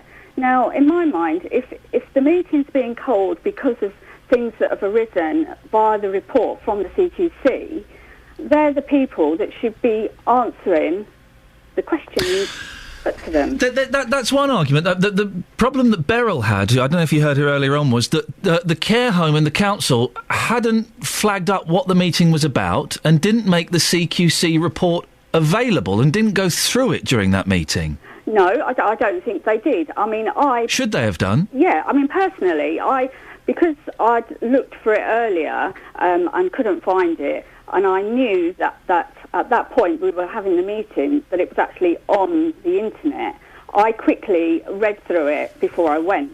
So I knew certain pointers that were actually in the report. And some of the things that were there for reading were not good at all. But on the other hand, when these people come in to inspect the home, they only get a snapshot picture of what is going on, and for them to report things like somebody laying in a bed for 10 weeks in sort of like squalid conditions is totally outrageous because, that simply isn't true. I mean, they're not there for sort of like 10 weeks full on to actually see that. Where do you think they got that impression from then? I honestly don't. I honestly do not know. I mean, it's just.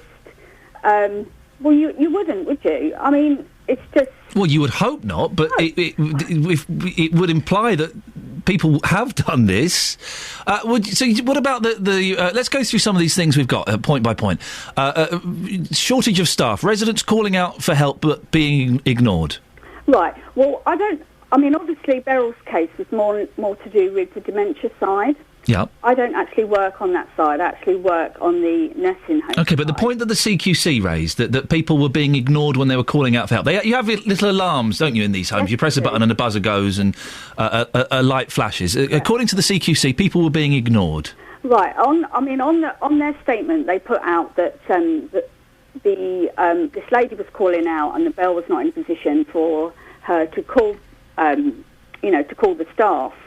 But they actually called for the staff to come, and yes, the staff did come, and they did what the lady was asking. But the thing being as well is you also have to have is if two of the staff are needed on a floor that they're working to hoist somebody to the toilet or to bed or out of bed, and the bell is like ringing, they're not always there just at that point to go and just say, look, I'll just be 1 minute, I'm just, hoisting somebody, But that does imply then that the CQC are right that there is a shortage of staff. Well, not really, because you have to look to the amount of people we've got, to the amount of people you have on a shift to cover the floor. Why wouldn't the buzzer have been where she could access it? I don't know. That's not great, is it? No, it's not. I mean, sometimes, quite a lot of the times, if they're like in bed, they're like just tied over the bed, or the resident has got it in their hand. Well, sometimes they could drop it. I'm not saying that that's true, but I mean, or if they're in a wheelchair, again, if they're in the room, sometimes it's like just tied over the wheelchair so as it's there for them to reach it. But, I mean, as I say, yesterday, I had a lady come in whose husband was actually on our side who was very upset because she'd heard your programme yesterday morning. And then because obviously it was getting talked about, I had one of our residents who was very upset saying, obviously I really like it here and I don't want to move. This is my home. So it's very upsetting for these people. Of course it is. The care of the elderly and the infirm is upsetting. A couple of other points. The toilet areas hadn't been cleaned. Yeah, obviously, again... Is that true? I wasn't there. I don't know. It was on the dementia unit. Because that's terrible if that's the case, isn't it? But, well, I Isn't think they said that they found faeces on the floor. Now, I wouldn't say that it's a good thing if they did, but... It's a terrible thing if they did, isn't it? Yeah, but the dementia people are totally different from just ordinary elderly people. Yeah. And how did they know that a member of staff hadn't just gone off to get a cleaning bucket to clear that up? Well, I would imagine they would have monitored... I imagine, and I don't know, I would imagine they would have monitored it slightly. Listen, if there's faeces on the floor, that's bad. That's a health hazard. So someone could slip on it or someone could... You don't want muck on the floor. That should have been cleaned up instantly. But why shouldn't it? Yes, it should. Why did they not bring it up with a senior member of staff when they saw it? Why did because it's not not their job necessarily to interfere. They have to monitor everything as it happens. Why, if they see something that's wrong, if they brought it up with a senior member of staff when they were there, it could be dealt with. But Sarah, that's not their job. Their job is to monitor the care home in its normal functioning state. And if it's not up to them to report the fact that there's mess on the floor. No, but then they could be said to be failing in their job by not actually. No, their job is just to notice and write down everything that happens. I disagree. Well, no, that is their job. Sorry? That is their job. Their job is to know how the care home works under natural, normal circumstances. Well, I think if they see something that is particularly wrong, that they think is particularly wrong... Sarah, my mum is in a care home. I would be disgusted if I went into any of the toilets and saw there was faeces there. Yeah, well, so would I. Well, then it's not good enough, is it? Well, no, it's not, but then... Then it shouldn't happen. No, you can't blame the CQC for the failings of the care home. No, I'm not saying you can, but, OK, the faeces on the floor, dirty toilet, whatever. What about the dirty mattresses? You can go anywhere... Like, even if you were out shopping and find a dirty toilet... Yeah, but it's a care home. It's a care home, Sarah. There should be people there to clear that up. But you can't compare it to a toilet in a supermarket. There is. Well, they failed then. 50% of the mattresses on the beds... less than 50% of the mattresses on the beds were clean and free from stains. I don't know what they're looking at. The stains on mattresses? Because they are not going in and checking... every single mattress. They don't do that. They don't do that. I know they don't. So where did they get that figure from? I don't know. They don't do it.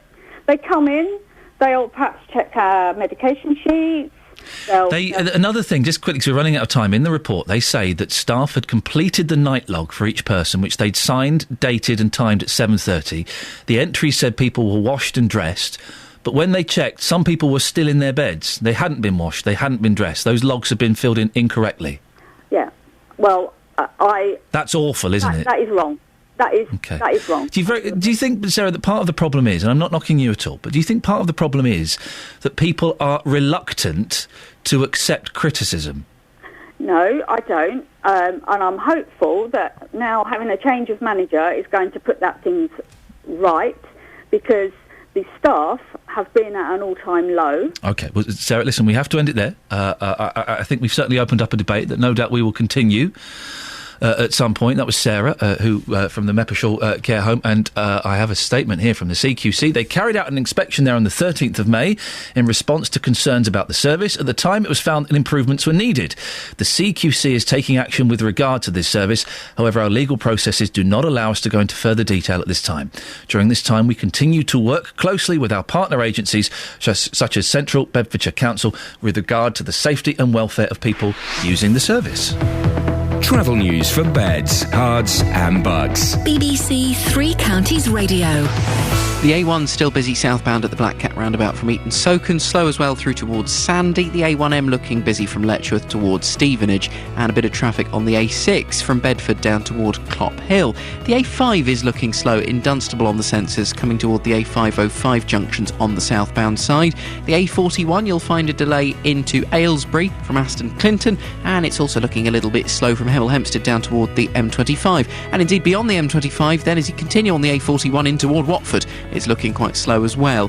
M25 looking very busy as you make your way into the roadworks section past junction 25 near to Cheshunt, through past Potter's Bar looking slow as well, and delays round to the M40 on the anti-clockwise side. Adam Gluck. Glyn, BBC Three Counties Radio. He almost got his own name wrong. What a silly sausage. Thank you, everyone. JVS is up next. Until tomorrow from me, ta-ta. On FM, AM, online and digital radio. This is BBC Three Counties Radio. Thank you, Iain. Good morning. Welcome to the JVS show. I'm Jonathan Vernon-Smith. It's Wednesday morning, and on today's Big Phone-In, a 45-year-old disabled woman from Bedford has been pursued on her